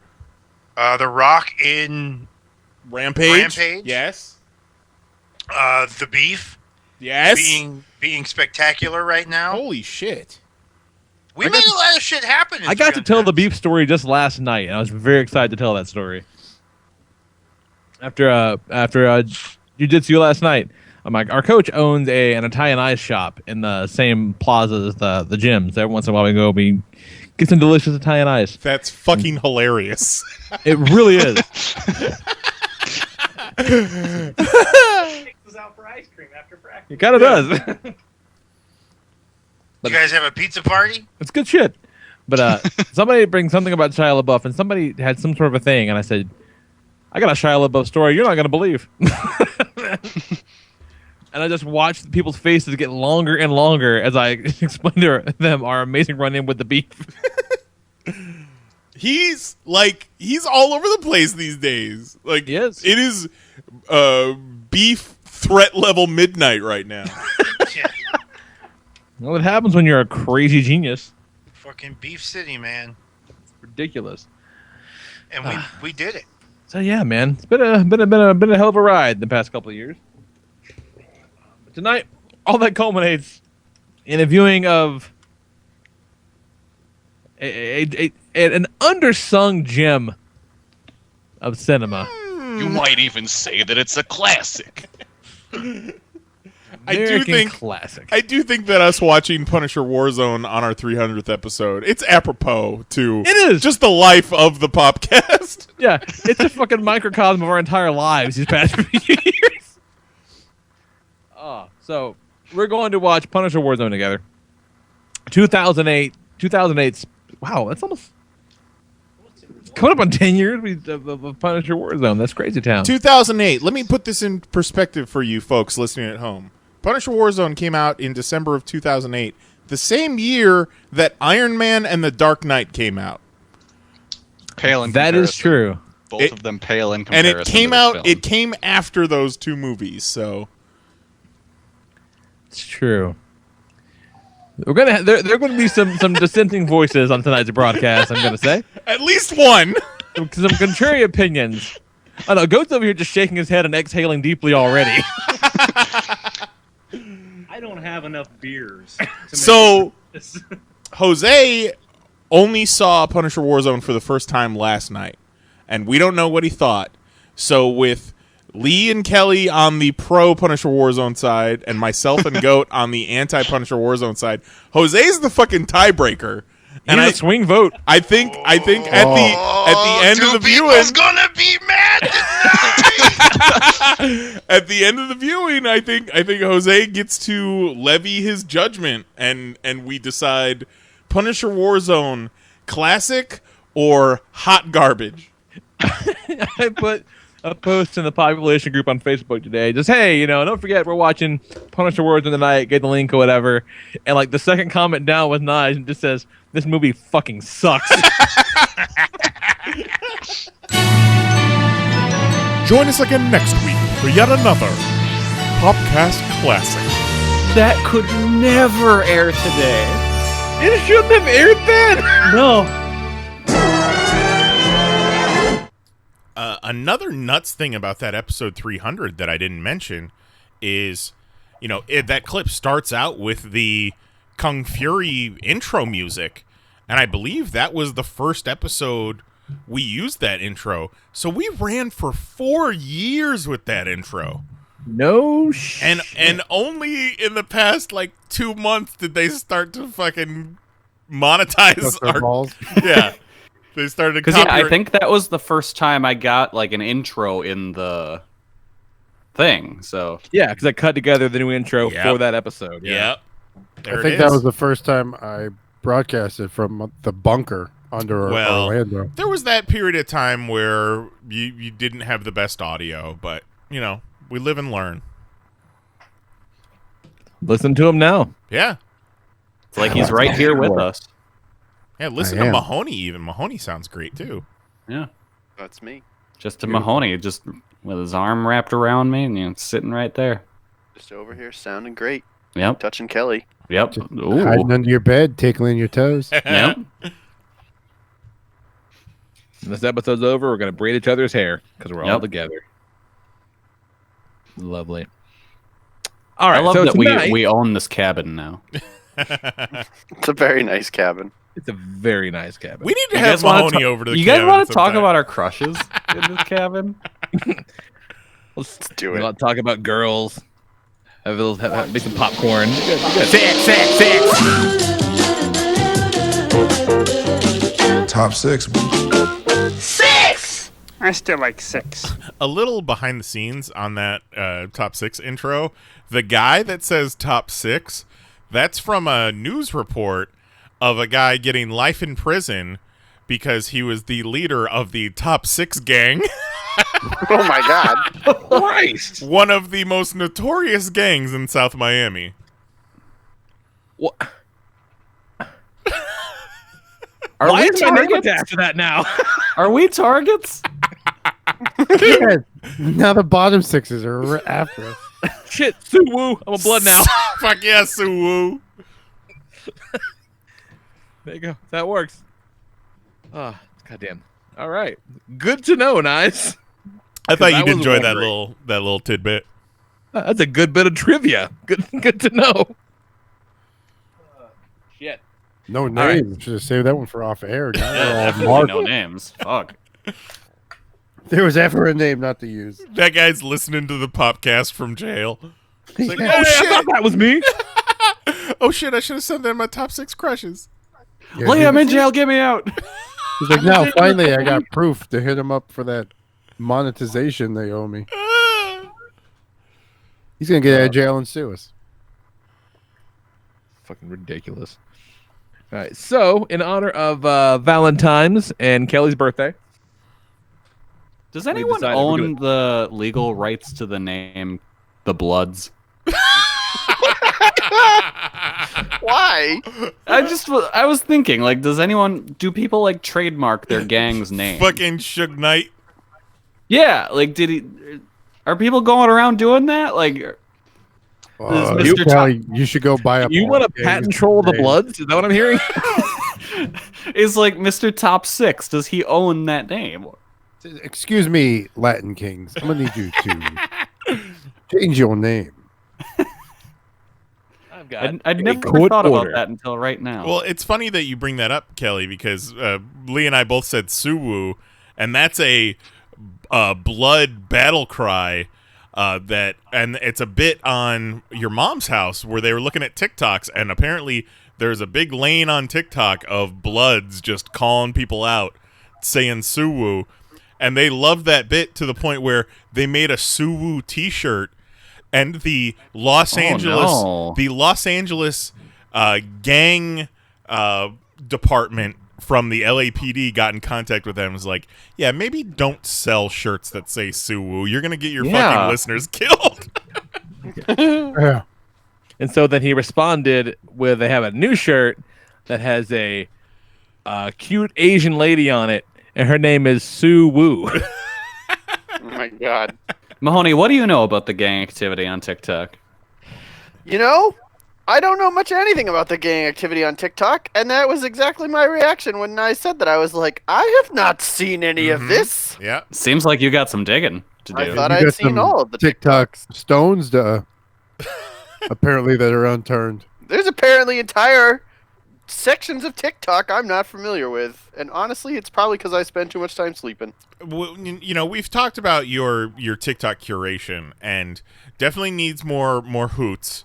Yeah, you're way too into this renegade business. Yeah, needs more sexiness and less white kids. Yeah. Also, in respect to your mom's house, I do appreciate the TikToks where the people are somewhat mentally unstable or not totally there. Like those are some of my faves. How about some restaurant fights? Yeah. I also like the TikToks that are blasted out to the public when you know they're really about one person. Right. Yeah. They're just for one person. It's like, some bitches are just... And he goes on for like 3 minutes. Oh, that's just about Carol. Yeah. Like, that's just for Carol, but he let everybody know about it. Beautiful. Speaking of romantic, we're going to do our toxic grudges for this week. Was this a zero suggestion? Is that right? Eric Magnus has been suggesting this for a while. Yeah, it was somebody. I didn't know who it was. Because, man, he is Eric Magnus horny. Has been suggesting it because he's got a good story in his back pocket. Eric Magnus is horny on Maine all the time. So he's like, just for 1 week, how about you guys just stoop down to my level? And you know what? We'll do that for you. No problem. Like Kelly always said, we'll rank anything. Anything. Yes. There it is. Beautiful. All right. So why don't you go first this week, Nice? I always fucking go first, and that's not fair. Let's see, Cha. So, I do have some shout-outs. And a very special shout-out. So, let's see here. Probably, in order of my sexual awakening, I'm going to go with the G.I. Joe women, and that includes Lady J, Scarlet, and Baroness, because, like, you had your pick of whatever flavor you wanted out of those three. Except I was never big into CoverGirl. She wasn't really on the show much, but man, brunettes, redheads, and just that jet black of a Maybelline guy. That jet black hair with the glasses. Bless Baroness. I legit don't even know who CoverGirl is. She was like a model. She was actually in Rise of Cobra. Oh. But I don't remember her from the toy line or the cartoon or anything. Yeah, if you were into white girls, G.I. Joe was the jam. Yeah. Not a lot of variation outside of that, though. I didn't know any better. Of course you didn't. Nobody did. It was the 80s. Baroness is like Russian, so that kind of counts as Asian, doesn't it? You know what? Technically, I suppose that's true. Right? If you want to be all, that guy about it. Shout out and RIP to Aaliyah. And I'm not talking AJ Nothing But a Number Aaliyah. I'm talking Rock the Boat Aaliyah right before her plane went down. Man. Oh, yeah. Like Romeo Must Die Aaliyah. Come on now. Yep. So this was the first porn star that I would say became like a favorite of mine, to the point where I named a character after her in my first screenplay, and that is Aria Giovanni. Anybody? Oh, good pull. Yeah, you guys remember her? Jose? What do you think? I remember her. Yeah, you do? Yeah. Jose's running through the Rolodex. So this one, Haley Atwell, who played Peggy Carter on in Captain America, a cool moment about this was she was at C2E2 that one year, and I was in the office editing, and she was doing a panel, and then we were going to get a soundbite of her right afterwards, and you guys were trying to get me to go with you, and I was like, no, I got to do this, and Tito was like, come on, dude, it's fucking Haley Atwell, let's go. And me and her shared a moment. We shared a moment in that's nice. In the backstage area at C2E2. And then lastly, and this is a more recent one, Claire from Bon Appetit. I don't know if you guys know about Claire from Bon Appetit, but she's the one that does all the gourmet makes. Like, she makes gourmet versions of fucking Starbursts and Flamin' Hot Cheetos and all that. And she's just got this great energy. It's going to get a lot of play tonight, I feel like. She's got this great energy where she's like done with everything all the time, and like she's got the rogue streak in her hair of gray hair. Yes, she does. Because she just stopped giving a fuck, and she's just super cute. Love her. And to my list proper, you want to talk? Was she on the YouTubes? Yes, on the Bon Appetit YouTube, 100%. Okay. My number 6, talk about sexual awakenings, Jessica Rabbit. Whew. Solid. To the point where we were, me and my parents were in a store at one point and flipping through the posters, and there was a poster of Jessica Rabbit, and I was like, ooh, I want that. And my mom was like, nope. For the summer of 1990, I was in love with Judith Hoag, who played April O'Neil in the Ninja Turtles movie. I don't know what it was. Was it the connection to the Turtles? Was it something scratched an itch in me, or what? But yes, original movie April O'Neil. And then movie 2 came out, and you're like, where the fuck is my April? And, Paige Turco from Ninja Turtles 2, not too shabby either. No, but she ain't no Judith Hoag. No Judith Hoag.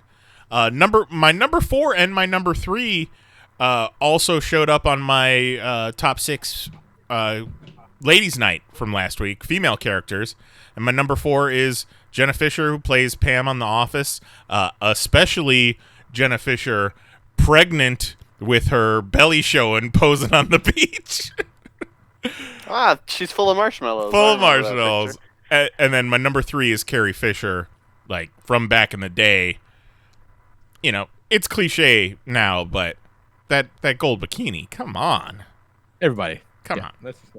My number 2 was probably the biggest celebrity crush of my lifetime, and it was Neve Campbell. And I didn't even watch Party of 5, man. I didn't give a fuck about Party of 5, but she was in this. I bet you watched Wild Things a whole bunch. Oh yeah, she was in this issue of Entertainment Weekly, and the picture of her was just so beautiful. Like, I drew her in my sketchbook in art class. Oh no! Fucking nerd! Oh my god, you guys, fucking dweeb. When I unpack everything, I'm gonna have to find one of my drawings of her and take a picture and show you. Oh no, don't do Yes, that. you are gonna have to find that. Kelly, shut up. I'm trying to save you from yourself. I get it. It was cringe as fuck, but it still happened. And my number 1, she was a fangirl of the month, and I was like, oh man, kind of cute. And then, like, she was posting pictures from the Cincinnati Reds opening day parade in her roller girl outfit. I was like, damn, girl, you kind of a babe. And then, like, she responded well to that. And I was like, man, I could have been doing this the entire time, just fucking telling chicks that they're babes. And then I ended up marrying her. So it kind of worked out. And I still crush on her ass to this day. That was real precious. And boy, do I crush it. Oh, yeah, no, you crush it. just fumbling around.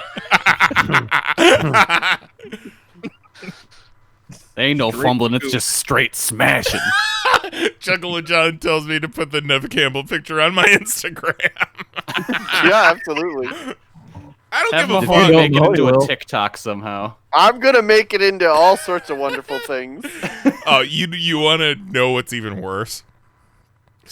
Yes. So, like, I drew this portrait of her, and then, like, also on the adjoining page is, like, a quote of hers. Perfect. Oh, I absolutely thought you were gonna say a poem. You wrote a poem. Close enough, right? A stain from the tribute he made to her. Look how funny. This page stuck together.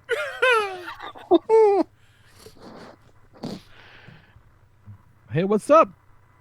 Wild Things gift from the pool scene. Oh, I thought like one of your children wandered into the room.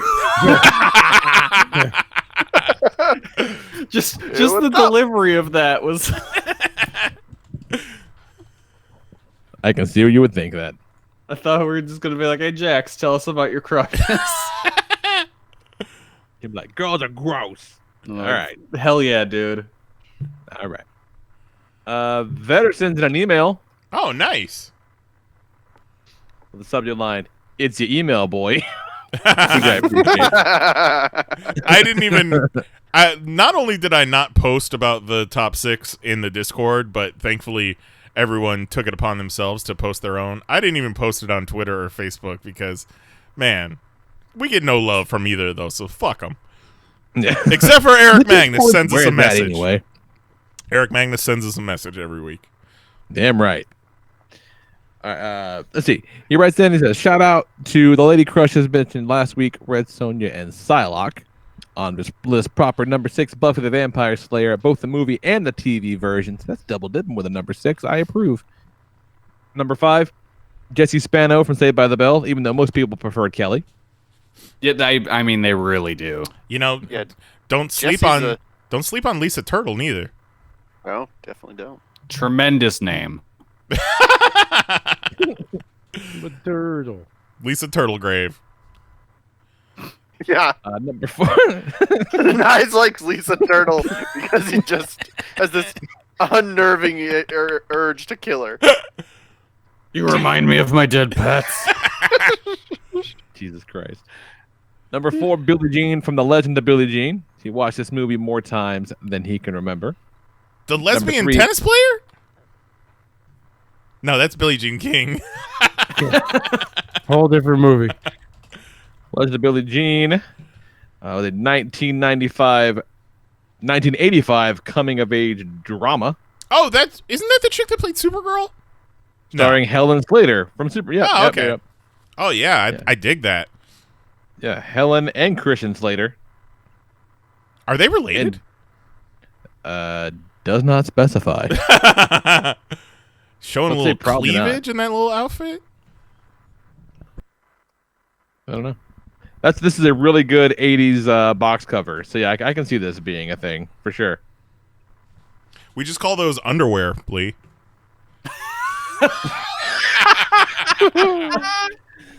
Oh, horrible. Number 3, Miss Elizabeth, the First Lady of Wrestling. Yeah, that's a good one. Number 2, one.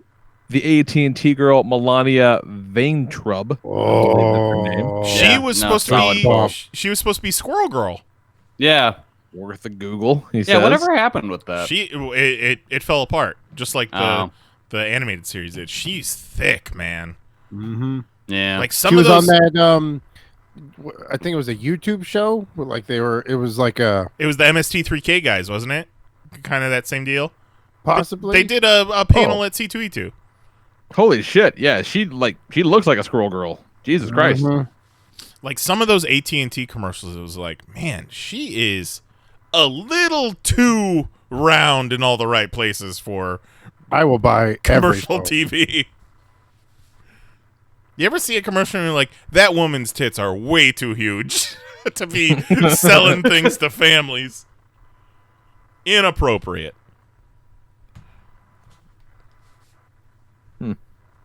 Sorry, just Googling. Number 1, that's what Kelly Bundy from Married with Children. Also a tremendous name. Yeah. Yeah, Kelly Bundy, that's a good one. Up to Kelly Bundy reference last week, as a matter of fact. I don't remember what the context was, but the quote was from the episode where Bud was getting love letters from a girl named April, May, June, and he was convinced it was a fake. He's like, look here, April, May, June. Those are all words Kelly knows.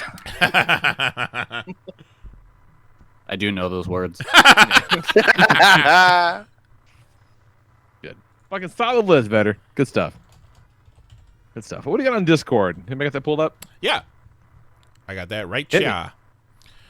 Kristen Allen checks in. Top 6 crushes ended up being kind of hard to come up with, so I went with a chronological list. So she went with the sexual awakening route just like I did. Not a bad idea. Jonathan Taylor Thomas, my childhood crush. Another shout out to Romeo Must Die, Jet Li. Middle school Kristen really dug Romeo Must Die. Oh shit! That I would not have thought Romeo Must Die would be such a formative film for so many people. Man, Jose and I saw Romeo Must Die in the theater. I had that soundtrack and bumped it regularly. It was like all the things I loved in my life, like Aaliyah, hip hop, kung fu movies. Come on. She continues. 2002 era Chris Carrabba from Dashboard Confessional, and goth boys in general. She had a real type in high school. Checks out. 1999 to 2004 Angelina Jolie when she was at the height of her powers. I remember seeing Gia on HBO and being like, "Yeah, I'm into this." I haven't seen all of Gia, but I've seen I've seen parts of Gia, and I've seen the Gia you're talking about. I've also seen in general. Real bummer. Yeah, but there are some good moments. Yeah, full Bush, full on Bush. Speaking of full on Bush, Daniel Craig, but only as James Bond. How long has he been doing? We saw the Bond trailer before Birds of Prey tonight. How long has he been doing that? For 15 years now? Years. Yeah. I want to say it was like 2005-ish. Wow. Good for him. And then Henry Cavill, stupid hot and adores his dog. And used to date Gina Carano. Dude, Henry Cavill is a fucking beefcake in that Witcher show. Hell yeah, he is. He in every show. He's taking that bath. He's beautiful. Yeah. And then even with the dumb wig and eyes, like Jesus Christ. Use me like a sponge. Whoa. Big ol' edit to clarify, my biggest crush is my guy. He's the best and I love him the most. And shout out to Joe Manganiello as Alcide from True Blood. Is that Alcide? Well, yeah, I was about to say, did I pronounce that correctly? No. Alcide? Alcide. I'm looking for an Alcide. Alcide my trousers. Anybody seen him? No, but seriously, what is it? What? What is? How's it pronounced? Alcide. Okay. I'm sorry. I've never heard that word said out loud. Yeah. Looking for Alcide my trousers. That's good. It's good. All right. So I have, in the past couple of minutes, reordered my list, also in a chronological order, because that's a really good idea. Real quick, though, shout-outs to the two girls I crushed on real hard in school. I scored way bigger if Facebook is to be believed. Just saying. Other big shout-out to the missus for not only being the all-time true number one, but for helping me finish off this list. And when I told her to come up with my 6, she'd named 4 that were already on my list. Nice. She's nice. Yeah, I bet Mary probably could have done at least half my list for me. She's like, "What are you doing on the show tonight?" I go, "I don't want to say." She's like, "What are you doing?" I'm like, "Because it's Valentine, you're doing top 6 crushes." She goes, "You fucking little girls." I go, "Yeah, I know, but it's a theme." And she goes, "Okay, let me do it." And she did. She fucking got 4 out of the 6 without even trying. What were her 2 that she said that didn't make your list? Lucy Lou, I think, was the one you put on there. Which, whoa! No, that's talking about my woman. That's one of the reasons I left it off. I didn't want to step on any toes, Jose. And I forget the other one, but it was Juan's mom. It was definitely Juan's mom. She was okay, but Jessica Rabbit making the list, obviously, for obvious reasons, and I think some of that shit lingers around to this day. The obvious parts. Yeah. Jessica Rabbit still can get it. Kathleen Turner? Jessica Rabbit. Kathleen Turner, not so much. And Disneyland Rabbit, not so much. Whisper in my ear while I get it. Yeah. Hey, Jose. Let me bum a light. Next up, Attitude Era Sable. Talk about sexual awakening. Yeah. I was Like, never a Sable guy. But see, I feel like Sable was like all we had at that point. Yeah, that's fair. And like she was the sexiest thing on TV at that point, and she always showed so much of it. And then she was in the Playboy. Oh yeah, I made so much chowder. So much creamy hot soup. Oh my Now, God. looking back, not the best, not the No. greatest. I wouldn't content for sure. I wouldn't say that around Brock though. No, definitely not. Definitely not. And then, of course, because I'm of that age and that ilk, Kimberly, the OG Pink Ranger. Shout out to Kimberly's mom. Next up, originally I went for a similar at the height of her powers joke, but you know what? Fuck it. All the time, Jessica Alba. All day, every day, Jessica Alba. Mhm. Yeah. Yeah, there's no need for at the height of her powers. No quantum. I don't think we've seen the height of her powers yet, quite frankly. All of her The height powers. of Jessica Alba's powers was when that paparazzi got a picture of her just kneeling on the beach. Well, Sin City was all right. Yeah. We were talking recently with Derek Jeter going into the Hall of Fame. They did a diagram of Derek Jeter's biggest conquests in dating. And that's gross. No, it's pretty cool because his outfield is fucking Mariah Carey, Jessica Alba, and Jessica Biel. And then he's got Scarlett Johansson at shortstop. Fucking Tyra Banks is his designated hitter. Yeah. Like Alba and Beal to catch those two at the height of their powers? That's a feat. You must have a great personality. Very funny, I'm told. Yeah. This real dry wit, that Derek Jeter. Yeah. Next up, we got the lovely and talented Miss Asa Akira. Big fan. Fuck, her podcast is great. I'm just gonna say it. She's lovely. Shout out to that new mom, Asa Akira. Got the new mom energy she going on. And then, because in real life, we know she's just a horrible, disgusting troll. So I'm not gonna say Deborah Ann Wolf because gross. But Jessica Hanby from True Blood all day can get it. I remember looking at Nicole many times throughout the show, but like, fucking bitch could bite me. She's like, I know, calm down. Calm down, I know. Yeah, I know. Obviously, because she is such an obvious dog, they had to use subhuman. They had to use the opposite of the hyena CGI they used in Birds of Prey to make her look at least a little bit palatable. Yeah, I don't even know why they even bother putting her in things these days. Deborah Ann Roll, the reverse hyena. Full disclosure, she's lovely. That's a callback. Yeah, that's a look joke. Look at the archive. Someone's probably real upset right now. Yes. People How are do like, they wow, hate what asshole. Listen, we No. all think she's great. No, she's great. Kerouac, when he's trying to impress a preteen cat child girlfriend of his,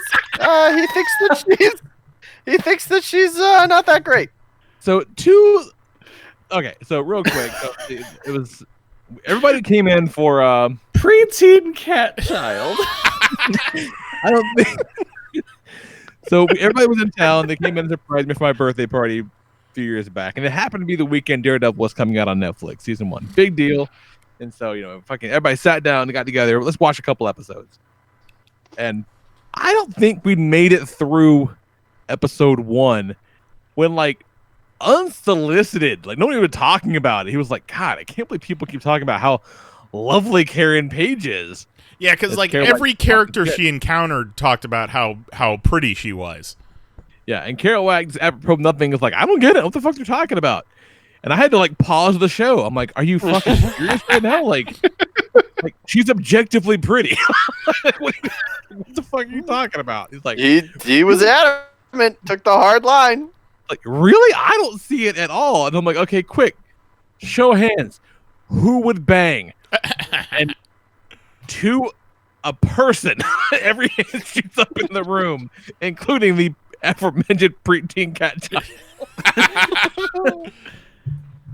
He's fucking on an island all by himself out there. Well, hey, it's Get back good that to he my took show. that strong stance because look how happy they are now. Well, and he couldn't recant on it because he'd look like an idiot, so he's stuck with it till this day. Yeah. He'll go to his grave saying that Deborah Ann Wall's a fucking reverse hyena. It's going to be a tombstone. Well, Wolf. don't worry, Lee. That means he probably only got to stick his fingers in that preteen cat child in your house. Oh, That's not true. Aggressively. Pretty sure that's not true. yeah. If only. If only he'd just put his fingers in her in your house. All right, real quick, go to Discord. Fuck somebody. Mahoney, read Juan's list. I can't! 3 blocked messages! All right, Somebody I'll go. listed he sent 3 I'll go. blocked It's messages. Juan. I'll go with Juan's list. Number 6, Penelope Pitstop. I was single-digit aged. She wore pink, had a car, and was my first animated crush. Penelope Pitstop sounds like a porn name. I don't know what Penelope Pitstop is. I think she was I'm from. looking at it now, and you would know it if you saw it. She was from Okay. Wacky Races, the Hanna-Barbera show where they Oh, all. okay. Yeah, I'd look it up too. That's what all the other racers called her. Number 5, Daphne Blake. Cartoon crushes continue, then subside, then SMG plays her in the movie and crush all over again. Oh, Sarah Michelle Gellar. There we go. Okay. Yeah. No, Daphne's a good pull. Daphne's great. Yeah. Number 4, Rogue, as if she wasn't going to make the list. I figured Rogue would be 1 for him. Just wait. I bet it gets real weird. Yeah, oh yeah, hang on. Number 3, Violet, last name withheld. 5th grade crush. Number 2, Teresa, last name withheld. Junior year crush, almost dated. Sadly, her cousin told her not to. Even more sadder, she passed away of cancer 7 years later. Oh, my god! Christ! Number 1, Kim, last She name was the withheld. one that got away then. Met in 6th grade, I transferred to a different school. Reunited when she transferred to the same school a year later. The year was 1985/86, and she dressed like Madonna. There was a very magical field trip during that school year. I really wish I kept in touch. Okay, what does a very magical field trip mean? Yeah, we need to have more information. Also, I forget sometimes that Juan is 71 years old. Like he finger banged This her, was right? High school? 86? 7th grade? Magical field trip in his 7th grade year? They held hands. 6th grade. Well, no, because it was the year later. Yeah. Year True. after. No, no. They went to like Magic Mountain, so he definitely finger blasted her on the log ride. That's what that meant. For sure. What are you, Yeah, they like, both got a 12? log ride. Finger blasted her on the log ride is what I call it when I'm trying to get really clean after I take a gross poop.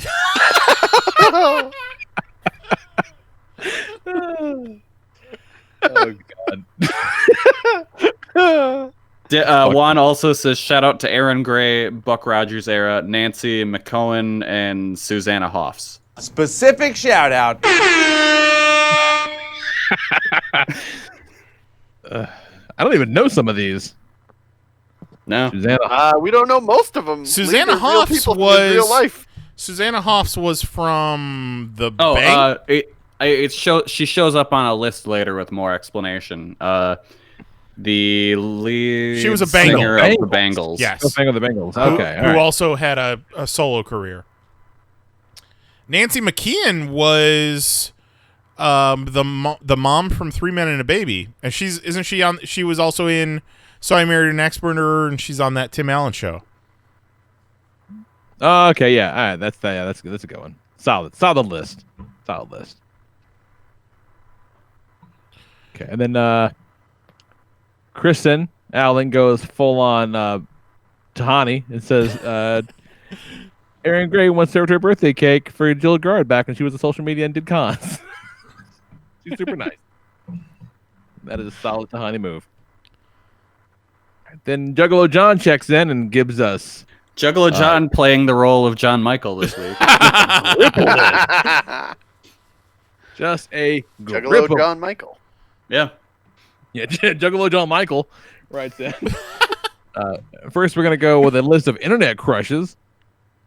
Number 6, Jessica Nigri, who I do know this person. She says she's a funny cosplayer from New Zealand, but now lives in Arizona for some reason. Very specific, John. I didn't Creeped me realize out. she was from New Zealand. No.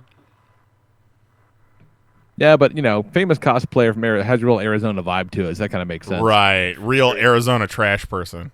A little Nice. bit. Who was the one that got canceled last year? I don't know her name, but she was like a thick one that kept like sexually harassing other cosplayers. Yeah. Yeah, I can't remember. That's gross. Ask Bobby. Someone call Bobby. Someone send a message to space. Pick up the red phone. Ask him if he can fly. Hello, space. We need to talk to Bobby. Please hold. Number 5, Elise Willems. She says the better half of the Funhouse power couple. I don't know that, but she is kind of cute, according to Google. Number 4, Meg Turney, one of the second batch of the SourceFed hosts, was one of the 2 people in that Ike Perlmutter is a crazy person video I sent way back when. I found out about Meg Turney because of Juggalo John's Twitter, and I thank him for it because she is great. Oh, yeah, I know this. I know her. Yeah. Yep. I was fucking just out of touch and old, you guys. I am out of touch. Thanks for keeping my finger on the pulse, John. Keep me young with the kids. I think John is 2 years younger than me. Zero in the chat checks in. It was Momo-kun who got canceled. That's it. Number 3, Scarlet Checkers, the clown torsionist based out of San Diego, and I will second that in recent months, thanks to the shout out he threw her on one of our last episodes. It was the It commentary. Yeah, very talented and very, very crazy. That shit weirds me out. Like, bodies aren't meant to do that. Number 2, Pipsy Pinwheel, a beautiful professional clown like Scarlet and an amazing sword swallower. That's also a freaky ass talent. No, that's what they call it, huh? Yeah. I've seen that shit live, and it weirds me out every single time. And then number 1, Erica Elfled, Elfled, an erotica cosplay model, most known for working with Jen from Forbidden Realms. I don't know what any of those fucking words mean in that order. I was gonna say Badu. So I'm going to say good job on that one, I think. Pretty good one. I can't even fucking Google this thing right. I did the same thing. Alflade. Letters. Okay, no. She's cute. She's very pretty. Yeah. Oh, there's her butt. Yeah. Sweet. And then is Jose list porn stars. Okay. Number 6. Yeah, boy. Jose, do you have Discord up? We should have Jose read this. Yeah. Hold on. Yeah, Jose should definitely read this one for obvious reasons. And also give your commentary. Yeah. Let's, while we wait, you want to hear his childhood crush? Absolutely. Christina Ricci. That's a good But you one. know what? That's a good childhood crush Yeah. one, I feel Yeah, like. why not? She was always very cute. And then she hit puberty. And we never saw her again. Yep. Where's that? Well, on Discord in the top 6. Samuel L. Jackson chained her to that Here. radiator. I'll copy and paste it to you, Jose. I love that movie. And now we're going to go super deep cuts from metal bands. All right, let's see here. Number 6, Kimmy Granger. Her social media is so good. She's funny and a little suicidal. I heard that and I was like, we talking Suicide Girls or are we just talking suicidal? Yeah, I feel like, aren't they all a little suicidal? Yeah, God damn, nice. Oh, that made me sad. I don't like that. I do not subscribe to that. No, fuck that. I don't know if I'm looking for a touch of suicidal in my porn. Yeah. But I will say good pick. Her work is pretty good. Lexi Bell, classic. Here is a painting of her getting older somewhere because she sure isn't. The old That's Dorian true. Gray, yeah. Yeah, Is that 'cause what this is? she looks like she did 10 years ago. And wasn't Lexi Bell 403 Batgirl? Forbidden? Wasn't Lexi Bell Batgirl in the Batman Triple X? Yes. I do believe. With Tori Black as Catwoman. Yes, ass to ass Catwoman. April O'Neil for many things, but mostly her work with Vuku and the company Wood Rocket. Porn comedies are the best. And she boned a bunch of turtles. Yeah, I love April O'Neil. I follow her on Twitter, and every so often I'm reminded that she's a porn star because I see some graphic shit in my timeline, and I just completely forgot. You're like, You're just oh, in shit. Danny's or something, and all of a sudden, here's some DP. Yeah. Then we got Mia Malkova. No explanation, but still solid. Doesn't need one. Scott, no Doesn't need explanation, one. still solid. And then Alex Cole, which is a newcomer. So surprising to make the list. Seeing your newbies make it. I fucking No googled. explanation. I googled Kristen Scott, and it came up with images of the chick from The English Patient. No, Kristen Scott, she's pretty good. I was hoping Kristen Scott just your phone auto-corrected and it was just pictures of Steve Carell. Yeah. In bikinis. Like, oh, obviously you meant Michael Scott. Here Oh, you she go. looks way too young. I don't care if she's 40. She looks like she's 12. Which one are we talking Kristen about? Scott.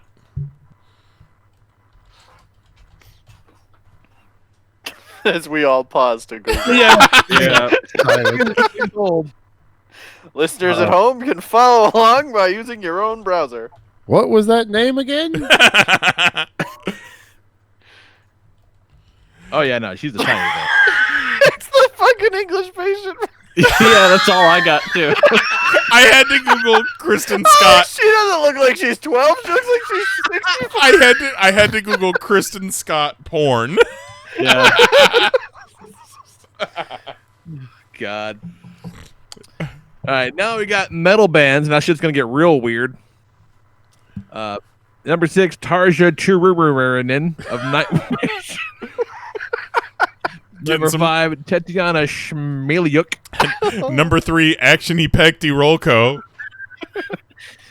Number 4, Carla Harvey and Heidi Shepard from the Butcher Babies. Number 3, Maria Brink of In This Moment. Now, that one I do know. Super hot. Number 2, Elisa White's Goose from Arch Enemy.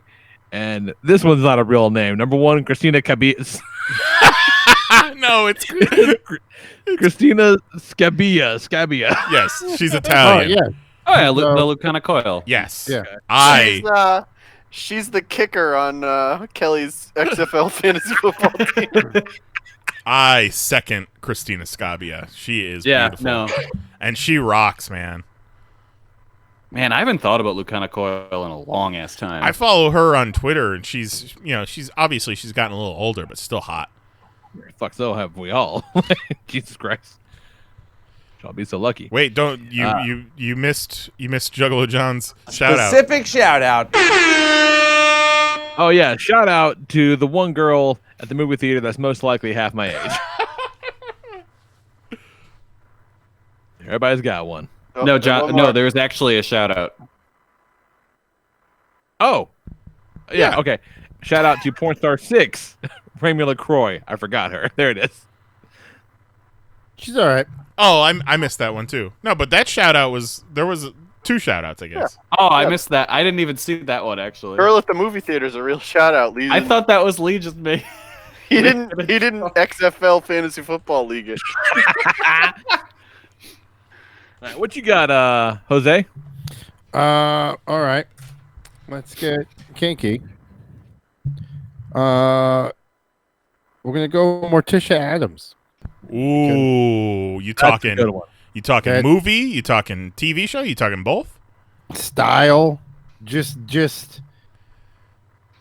being iconic. The character itself. I think everyone that played that character brought their own beauty to it. Angelica Houston. That's some of the best she ever looked. And just a real sexual energy. Just looking Funny. great. Funny. Black hair, red lips, DTF.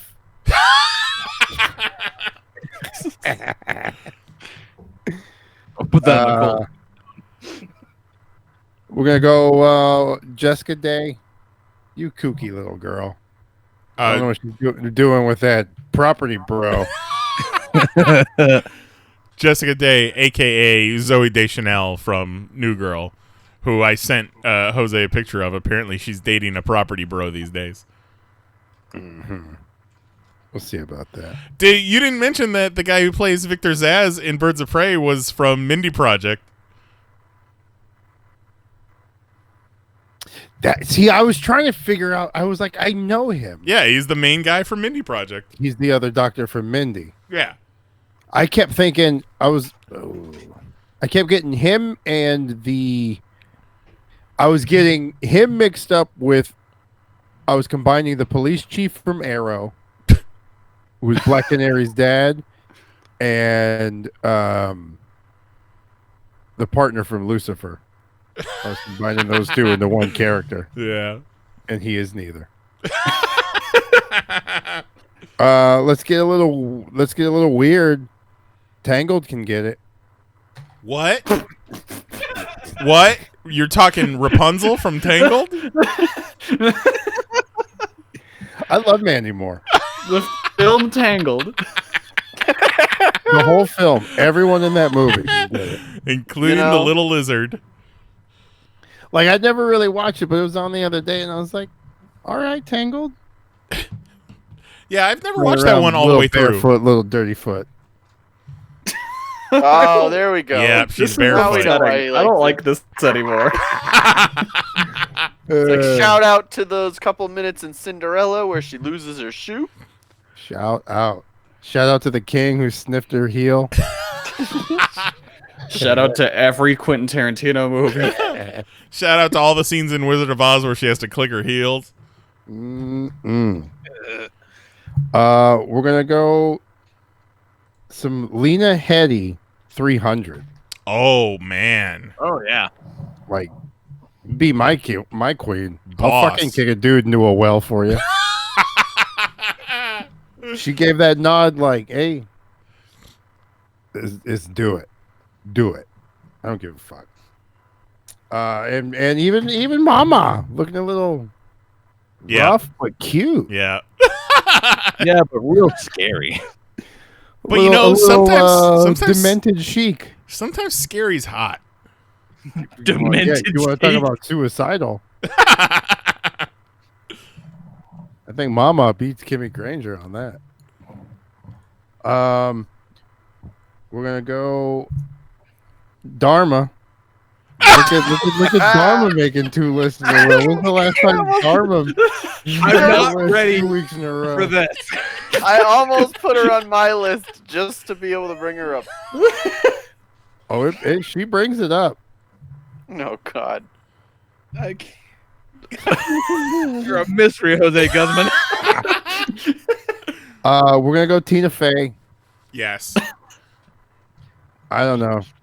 No, you know. About her. Reality. And Love you, Liz Lemon. Yeah, it's not even like just straight physical. It's she bones my mind. She's great. That's all we could ask for. Someone that bones your mind. Yep. Yeah, she just her lyrical lingerie is just great. She really fingers my soul. Mm-hmm. She really tickles my pudding. Let's talk about some fucking Femke. Femke Jansen. Okay. All right. Jean Grey. Mm-hmm. God Some damn. Xenia Onatopp. Yeah. Holy shit. That's taking it way back. And then, well, shout out. Sorry. Oh. I forgot. Shout out. Sky Lopez. You want to take it back to the day. Sky Lopez. Good stuff. You want to talk about nice little sense of humor. I recognize her. Yeah. I've seen her work. She does good stuff. Back- She ended up going lesbian, and then I think she went like Christian singer. Back during those early days of internet porn, they all kind of looked exactly alike. So you had to look for the tiny little differences in between them. What's coming back around? They're all starting to look alike now. Stop it. Stop it, porn. Fucking stop it already. Let him be natural. And then taking the top, fucking Lucy Liu. Wow. Scratch and sniff my shirt all day. Now, would she have been on your list before she scratched and sniffed your shirt? I don't know if she would have made the list. She probably would have got a shout out because I always love Lucy Liu and she's badass at Kill Bill. Yeah, and she don't age and so unique looking. Yeah, is that that's kind of unwoke for me to say, but has a very unique look. No, it's just the truth. Yes, I don't know. and again, still to this day, celebrity that looks surprisingly better in person than she does on screen, and she's beautiful on screen. Yeah. Well, I mean, she probably was even more beautiful in person because she had such love in her eyes for you. Well, that she was carrying her child. Right. She had that glow. I miss you, Lou. Solid list. Well done. Well met. Let's see. What do we got on Discord, Kelly? We got Ben. Number Shout out 6. Ben. Susanna Hoffs, the lead singer of the Bangles. Gorgeous and immensely talented, had the sexiest side eye of the 80s. Nice. You know, she fell in that well. She got the side eye. She got kicked by a mule. Went back to normal. No. Number 5, Kate McKinnon. Yeah, I know, but I've always had a thing for attractive, funny ladies who were never afraid to look goofy. See also Kristen Wiig, Gilda Radner, Tina Fey, etc. Nah. Yeah, I know. That's fine. Yeah, I'm on board for that. Some Gilly. Just because she wants nothing to do with your dick doesn't mean you can't crush on her. I think that's exactly what it means. No! Number 4, Charlize Theron. Whether it's comedy, drama, or action, Charlize just plain rocks. Oh my God, Charlize Theron. Talk about hasn't aged. Yeah. It's weird. Looking good in Atomic Blonde. She even looked good in that Fast fucking Furious movie that John Cena just hijacked from Vin Diesel. With that stupid mushroom haircut. She's like, let's go, Cena. You ready to get dumbass haircuts and go after Vin Diesel, who's bald? We saw trailers for both the new Fast movie and Bloodshot before Birds of Prey, and I heard Jose's lady lean over to him at one point and go, how many movies is he in? I thought Bloodshot was like a Netflix thing. I mean, nope, that's going to be a real movie. Like a real, legit real boy. Yep. It probably should have been a Netflix thing. You're going to be able to go see that, you and 5 other people. You know, you think Guy Pearce is going to throw up lava in this one? It doesn't look bad, but it looks fine. I just would have never picked Bloodshot as like a major motion picture. Give me Archer and Armstrong and get the fuck out. Right. Yeah. Number 3, Carrie Fisher. RIP. What straight American male of my generation didn't grow up with a crush on Princess Leia? Yeah. Trekkies. Oh, yeah. Number 2, Amy Adams. Another perfect combo of beauty and talent. Oh, yeah. And you want to talk real hot Amy Adams, you talk the hot girl episode from The Office. She had her hair did up. She had a push-up bra going on. Woof. Oh, Jennifer Lawrence, Silver Lining Playbook. Shout out.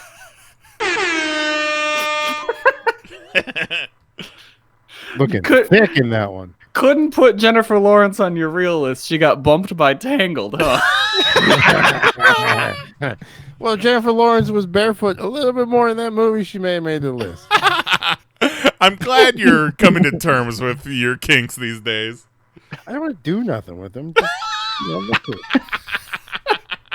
it. And Nice, where was that rabbit you kept sending us pictures of last week. Oh, when I went to send Mahoney the link for the show this week, that was the last thing I sent him was Judy Hopps in her lingerie. Oh, and then right before that was Judy Hopps with dude's dick between her legs. Yeah, when I clicked on the link for the show this week, it was just that dick right in between Judy Hopps' legs. I was like, Surprised all right. no Judy Hopps on anybody's list. Nobody wants to fuck a rabbit this week, huh? Number one of Ben's list, Jennifer Connelly. Another longtime crush that I've always also hasn't aged. Struck by the rocking horse scene in Career Opportunities was my awakening. Can confirm. Yeah. Yeah, I watched. She was in The Rocketeer, right? Yes. Yeah. Yeah. I watched The Rocketeer the other day. It was like, oh, I bet this has something to do with a lot of my life. With a lot of the soup I've made. You know what? Time to go fly the old jetpack again. Man, I really want to go to Target right now. Career Opportunities is a great fucking movie. Yeah, it is. Holds up. I watched it a few years ago in the cold for the first time. It's still pretty good. The retail is still trash. It's not great. Let's see what else. Let's see. Zero writes in. Had to search for the next one. Shout out to Wednesday Addams. She's too young to make my list now, but she was my first fictional crush. Additional shout out to Elves. Too young right now, but in 18 years, shout out. Shout out to elves. Shout out to elves. He means hot elves that are badass and sexy, not Keebler. I don't know why he's Keebler. With your sweet little cookie asses. Yeah. What's not sexy about a Keebler elf? Little chocolate chip dimple. Crack you open, lick that chocolate right out. Get that fudge stripe going. Now on to some hashtag likes Japan shit. Number 6. Oh boy. Vanilla and chocolate from Nikopara. I believe you meant Chocola. I believe you meant Count Chocula. That does say Chocola. My bad. Vanilla Count Chocula is like his Wario. No. Van Helsing is he's Vanilla Helsing. There you go. Yes. He's the enemy of Count Chocula. Yes. Oh God, they should make Why that. haven't they done that? Wow, I am a genius. Holy shit. I'm the smartest man that ever lived. Go drink that. Vanilla Helsing. Holy shit. That's a package deal. 2 cat girl maids. He says. Number 5, Bouette from the internet. From shy and timid to tongue out crazy. Like that's a sexy pervert Mario thing. Yes. It sure is. I only know her from Kristen Allen drawing her, so. Number 4, Tsubasa Hanikawa from Monogatari. More cat girls, sensing a theme. Number 3, Chi from Chobits. Robots he loves too, especially if they wear cute dresses.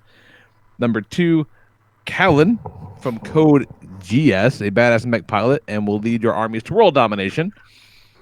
And number 1, Lum from Ubersei Yatsura. Best girl, he says. I am glad that you read that list because none of us could have done that. Maybe Kelly. I had to lean forward because my eyes are not good, and those are letters that are in strange orders. Java say Java. Now on to Cat's list. The shout outs to Thomas Sharp and MCU Loki because they're very great characters. And MCU Loki is sexy as fuck. Yeah. Yeah. Another shout out to Christoph Gabin from the Ace Attorney games, best bad guy. Number 6, Death the Kid from Soul Eater. Everything must be symmetrical. One of my favorite characters from an awesome anime. Number 5, Bucky / Winter Soldier. He a snack. He is she snack. says. He a snack. Number 4, Levi, unamused, attacks Titans. Enough said. Number 3, Howl from Howl's Moving Castle. He'd rather die than not be beautiful. I can relate. Also a homeowner, so you got that going for him. Yeah. There you go. Number 2, Cap, America's ass, specifically Chris Evans. Chris Evans' cap is best cap. We don't need any more validation. That's it. That is America's ass, after all. At number 4, Victor Frankenstein, especially McAvoy's, aren't awkward fictional characters great. Frankenstein's a weird pull. Yeah. No judgment, but weird pull. You do you, girl. Number one, all forms of Victor Frankenstein. And then he sees that they also made a list of shared crushes because sharing is caring, and that is adorbs, you guys. Love it. Konata from Lucky Star. She'd be the only one who could maybe beat Cat in Mario Kart. Sabrina, the Chilling Adventures version. They just say, which orgies? Next up, John Wick, Keanu Reeves' final form. Margot Robbie, who apparently can handle her hot wings. I have not seen that episode of Hot Ones yet. Yeah, I still need to watch that. Next up, it says Stalking Anarchy, whipped cream desserts. What? I don't know what that means. I don't know what those words in that order mean. Yeah, I think those go to legal. I think we're gonna have another quiet bit here. I also enjoy a lot of those things, but I don't know what that means. Okay, all right. Google that one later. And then number 1, Yuno Gasai from Mirai Nikki. We could keep her from murdering all our friends and loved ones. I'm sure of it. That sounds real specific. Man, they went so far down the weeb hole. I don't know what this stuff is. This is real deep down the weeb hole. Fucking love it. Love it. Get weird with it. I don't mind at all. Fucking do it. You haven't gone yet, Kelly, have you? I have not. I'll go next. What you got? Further down the weeb hole, but different weeb hole. This is all just current stuff. These are all wrestlers, as I'm sure you would have guessed. A couple of retweets from you in a row the other day, and I said out loud to an empty room, God, Stardom is just a Kelly boner factory. It really is. So number 6, going with Maki Ito, the leader of the Ito Respect Army. Is she the one that flipped off the camera? Yeah, she's the one. Middle fingers are always flying. In her promo recently that she cut in English, it was, thank you, fuck you all, bye-bye. Yeah, she's great. Yeah, just learning all sorts of bad words in English. She also looks like she could be a Stalking Anarchy whipped cream dessert. Yeah. She is, and Lee has grown to appreciate her after he learned that she was fired from being in her idol group because her face is too big. Her face is too big. She's lovely. No, her face is perfectly normal sized. Yeah. Number 5. Let's head over New Japan for a second. Throw my boy Tanahashi on there. Ooh. You gotta see, look at that beautiful head of hair. Got a sweet dad abs. Nah, Tanahashi's a fucking smoke show. Yeah. Loves Kamen Rider. Got them Kamen Rider collab shirts. If 01 was better, I'd definitely be buying that. He's fucking in a Kamen Rider movie, this crazy sumbitch. He fucking sure is. Remember when Tanahashi showed up to that fucking... Was it Wrestling Revolver in New Orleans in that hot-ass warehouse? And, like, he was totally out of place. But he crushed it. Yep. Number 4, Tony Storm. I would destroy every chair in the room. So there is only one place left for her to sit. God. And it would be my face. In case you didn't know. Oh, my. What a donk on her. Yep. Like, that's... white girls should not be allowed donks like that. No. It's a thick enough donk that it scared away the boomers. She was on NXT, and the ratings went down. Particularly from their older demographic. It's like, oh no. What are they crazy? What are they doing with butts these days? Oh, I can't handle these butts anymore. Number 3, Zia Lee. Oh, man! Yeah. Tremendous Instagram. Yeah. Innovating thirst trap pictures. Mm-hmm. Mm-hmm. Innovating the greatest move of all time, which is, let me push these boobs up for a sec so you can see my abs. Just tremendous. Let the record show that I was on the Zia Lee bandwagon, like, from the jump. Yep, you were. Zia You got on it early. Zia Lee and Rhea Ripley, I made them stars. Yep. Zia Lee is the reason I got an Instagram. Because I could not, you can't, without an account, you can't see stories. Yeah. There's a lot of good content in those stories. Now there's a lot of dog content, which is still good. Yeah, I don't send Mahoney much dog content on Instagram. I can't tell if they're real. Stop sending me CGI pictures. That's fair. Number 2, we're going Hikaru Shida, my favorite member of the AEW women's roster. She's great. She's very Just cute. Seems real cool. And she learned English from watching the Harry Potter movies, so she has a slight British accent. Yep. Yeah, she's great. Very nice in the little bit of time that I had talked to her at Japan, which was just her saying, "Excuse me." Sounds like a very nice interaction. It was. I didn't say anything stupid, and we kept walking. What else do you want to in talking to a Exactly. pretty girl? Well, excuse me to you too, Miss Ma'am, sir. Oh no, I've said too much. This conversation has gone away from me. Care for a bite of pigeon? I'm spinning around. Why am I spinning? I am crushing you now. You are my crush. And then number 1, the reason why I started watching Mahoney's favorite show, Terrorist House. Good old Hannah Kimura. My favorite member of the Stardom roster. Just looks like she could murder me, and I'd be all right with it. Another who has a very interesting look. Yeah, She has a very unique face. because I think she's half Japanese, half Indonesian. I want to say. Oh wow! Is it too big for her favorite band?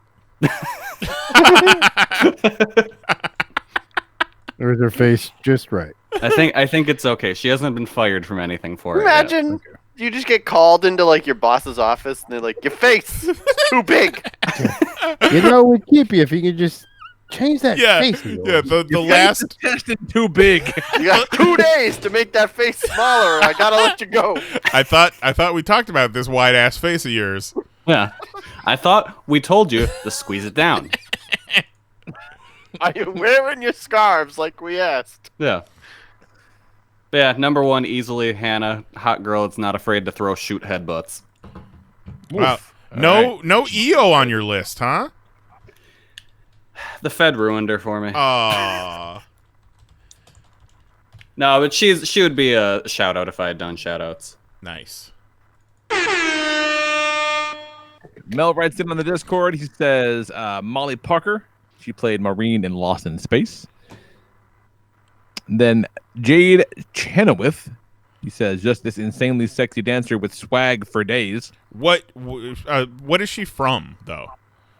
She is not really from anything as much as she's just a dancer who kind of went viral, and she dances a lot with Halsey. But she was in the follow-up to 300, and she was the president's daughter on The Last Ship. And I learned of her when Instagram said, "Hey, check this girl out. You might like her." And I said, "Yeah, you're right. I do." Thanks, Instagram. And I just sent you all on Instagram. You sure did. A picture of her. Yeah, you sure did. God bless. Except for you, Jose. Here, I'll send it to the 11th hour. You can see it in a year and a half when you log into that. I sent something to the 11th hour Instagram the other day from my personal account. So maybe you'll see it. Next up, Chloe Bennett from Agents of S.H.I.E.L.D. Katrina Law from Arrow and now Hawaii 5-0. Diane Lane. She's just a straight up stunning woman, he says. And lastly, my wife. My wife. Solid. Nailed it. Love it. And then, oh shit, now it's level 7. Nice. Good job. Killing it. And Mahoney says, I am absolutely familiar with Jade Chenoweth. She got some real abs Eric going Magnus on. got to say, Nice? Say what? What's Eric Magnus got to say? Oh shit, Eric Magnus up in this. Very excited bitch. about this one. He says, "Well, There's several messages. yes. First of all, he says, I sent this to the wrong person. That's why I'm late. And then he does a whole list. And then he goes, wait, don't read that last one. It's the wrong one. So this is the list he meant to send. Honorable mention goes out to a girl I knew in 8th and 9th grade named Gretchen. She was one of my first crushes and the first real friend I had that I didn't grow up with. That's nice. Number 6, before the 80s, Linda Carter. Damn, she was fine. She is gorgeous to this day. Erin Gray is Wilma Daring in the TV show Buck Rogers. She was slim, gorgeous, and wore the hell out of those uniforms. One of the first reasons I had a thing for white women. Number 5. Not the first person to mention her either. Yeah. Number 5, early 80s, Olivia Newton-John, because I don't know why. Christy McNichol from the Pirate movie, for some reason I can't explain. I just remember liking her. Number 4, late 80s, Rebecca Schaefer from My Sister Sam. I had the biggest crush on her. She was the only reason I watched the show. Debbie Gibson. I saw the Lost in Your Eyes and Foolish Beat video and had a thing for her ever since because she looked like Gretchen. Debbie Gibson follows me on Twitter, by the way. Nice. Well, hot damn. Number 3, soap operas. Paige Turco from Guiding Light also played April O'Neil in Ninja Turtles 2. Cricket Blair from The Young and the Restless, and Kristen Forrester from Bold and the Beautiful. No shout-outs to General Hospital on here. Damn. Number 2, Navy crushes. A girl named Lou from My First Command. She was the first file I had a crush. I had a chance, but I couldn't go through with it because I was unhappily involved with someone else.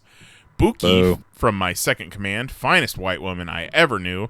I used to call her the female Fonz because she was fine as fuck, cool as hell, and rode a motorcycle. And she gave me the best compliment I ever got at the time when she told me, if you weren't such a dog, you could get it. And I said, really? That's awesome. And my number one goes out to the 2 crushes I actually got to meet and smash. One was Yoko, and the other girl was named Ritsuko. Ritsuko was a champ. We talked for a year before we met, and a week before we met, while I was on the ship out of nowhere, she told me how rough she likes it and how much she likes being choked, and that she only does anal while she's asleep. What the fuck? Oh, no. The day we met, she was going down on me, and she started choking herself. Later after, we fell asleep, and when we woke, she went to use the restroom, and she came out and said, "You fucked me in the ass while I was asleep, didn't you?" I started smiling and said, "Yeah, I did," and she replied, "Well, I hope you enjoyed it." What the? How do you keep sleeping through that, though? Seriously. The I have podcast, nothing but questions. the podcast does not condone this, even though it was kind of consensual. Oh, no. That was incredibly much. That's a real specific lane. Mitsuko is fucking ride or die. Like, the go-to move to waking somebody up is to, like, shake them. So, how? Okay, my question is, she went to the bathroom and she came out and said, "You fucked me in the ass while I was asleep, didn't you?" So what God. happened? The poop just slid right out, or what? Oh, I know that slide. Oh, no. I've been on that water trip. Like, this ain't not my first time. That's how that works out. This You're a is real one, this is Mitsuko. horrible. Oh, we've gone too far. Oh, great, Eric Magnus, you broke Kelly. In the chat, he says she takes pills to sleep. I was like, oh, she must be, like, passed out. She's not, like, Yeah. asleep. She's, like, dead to the world. Oh, she's in an Ambien coma and likes it in the butt. I only do anal when I do Ambien. No judgment. You do you, Ritsuko. You do you. It makes it worse is that I watched in the past week all of Agretzko on Netflix. So I'm just imagining this poor fucking red panda just getting railed in her sleep. Why? Fine. Why are you imagining a red panda getting anal in her That's sleep? her name, is Retsuko. Oh, Fantastic. That's what got a that real stands Judy for. Hopps thing going on right now, Kelly. No, it's upsetting to me. I don't like it. I love that, Mahoney. What's your list? Take us home.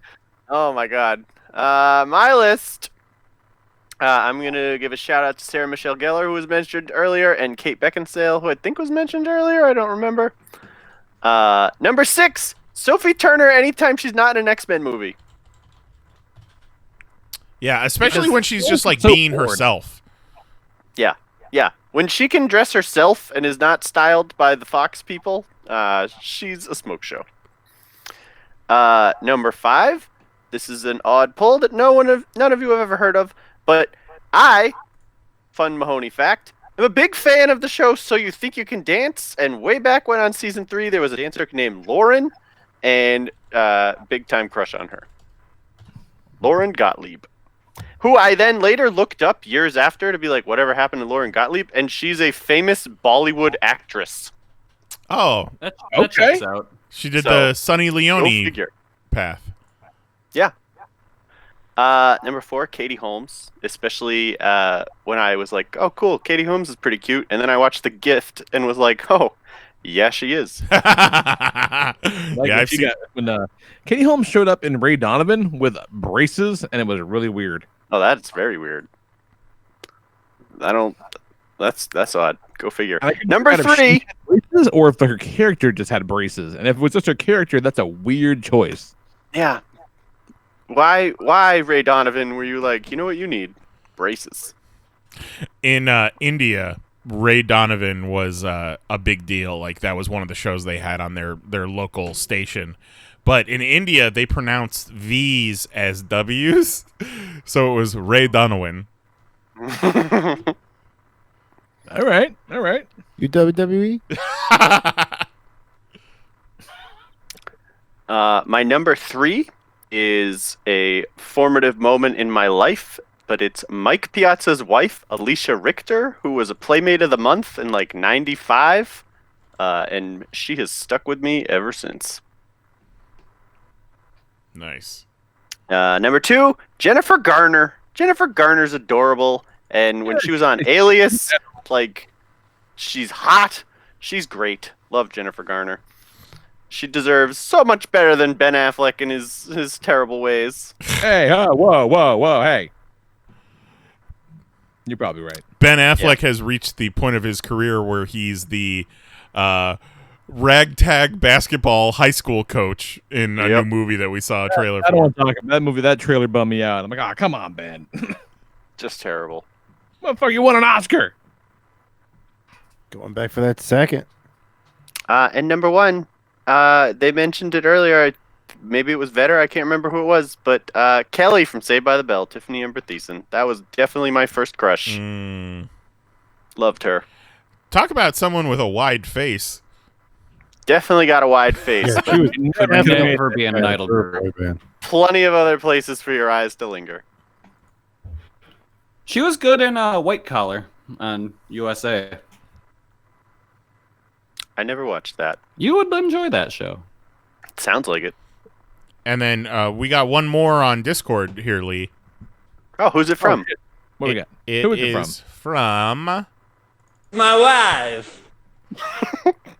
Solid. All right, so maybe sort of in an order. This is just off the top of my head.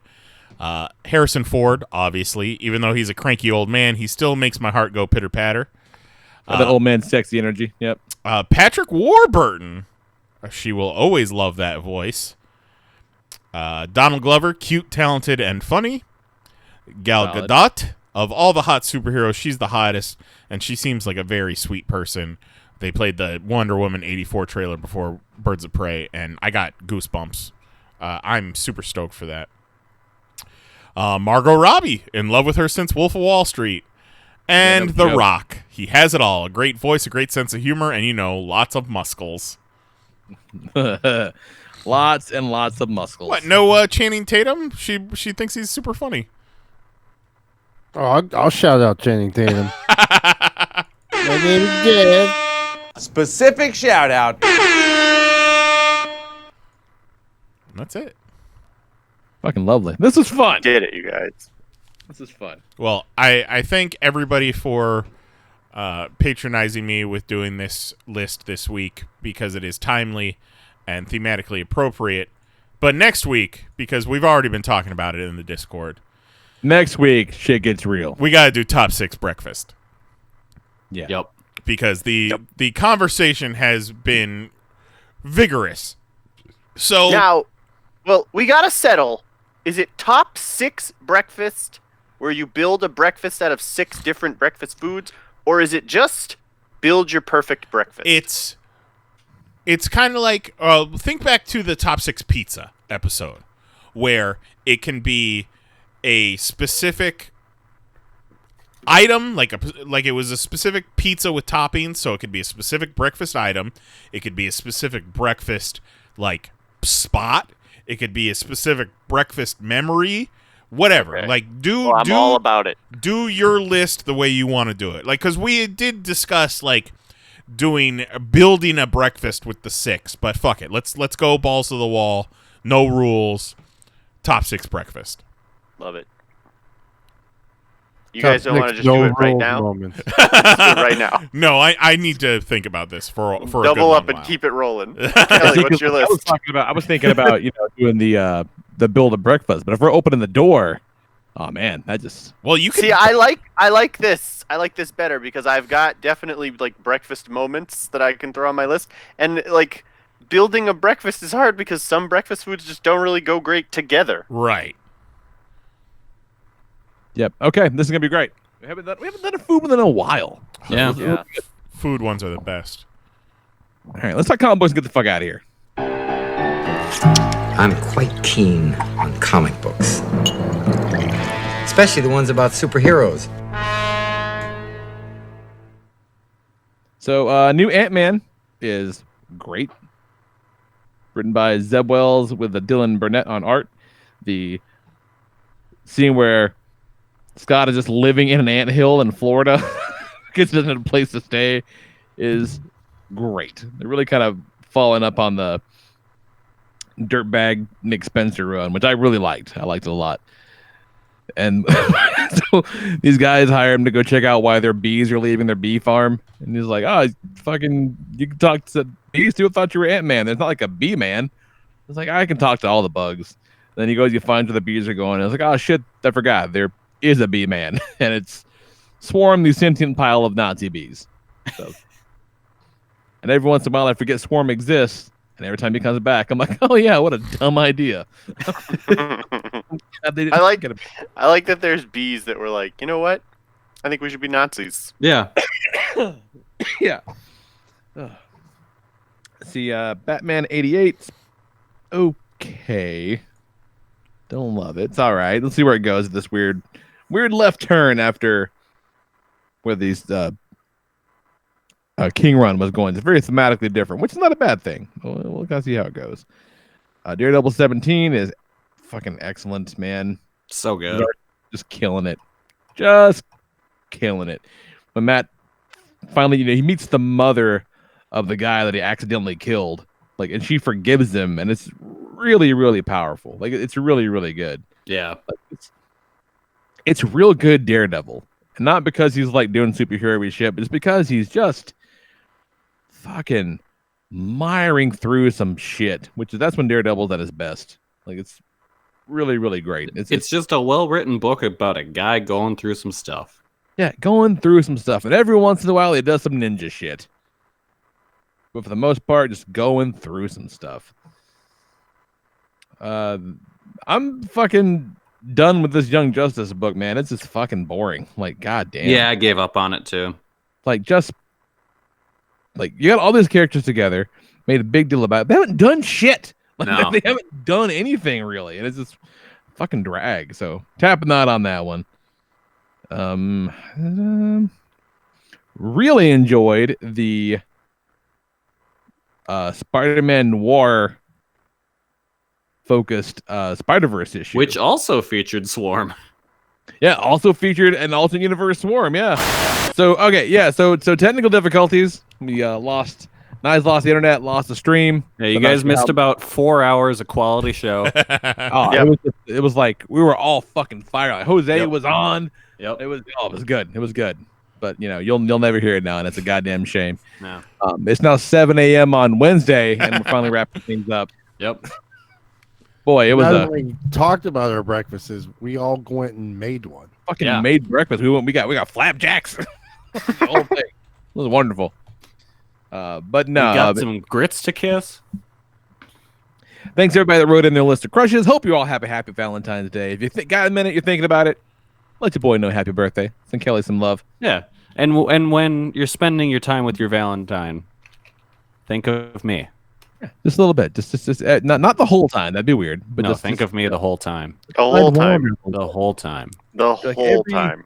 Every 40 Especially seconds. during that one certain time. Especially during that time. If you're not moaning Kelly's name, you're doing it wrong. You're doing it wrong. I want you to point like you're Babe Ruth and say, "This one's for you, Kelly."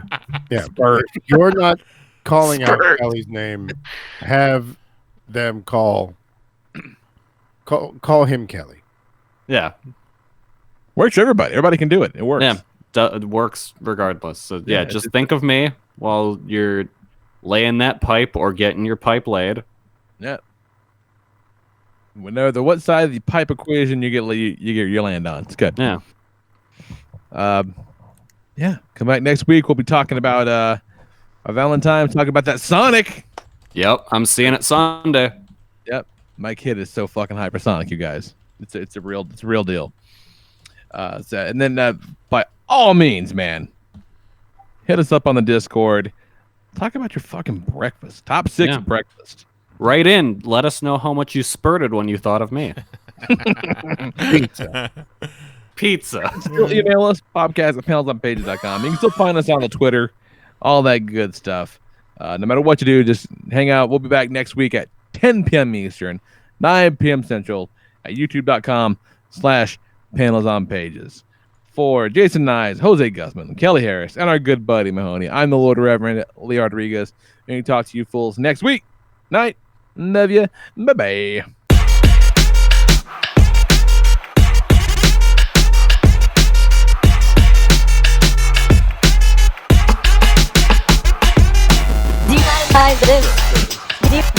you mind if I drink? You fucking Google ass bitch.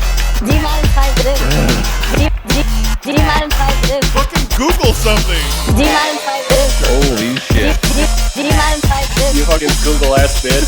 Do you mind if I drink? I didn't want to say it. Do you mind if I drink? What are you, some kind of bitch? Whoa. Do you mind if I drink? You fucking Google ass bitch. Do you mind if I drink? Why you keep bugging us, you two? Do you mind if I drink? You fucking Google ass bitch. That's it. Show's over. We're done. See you next Tuesday.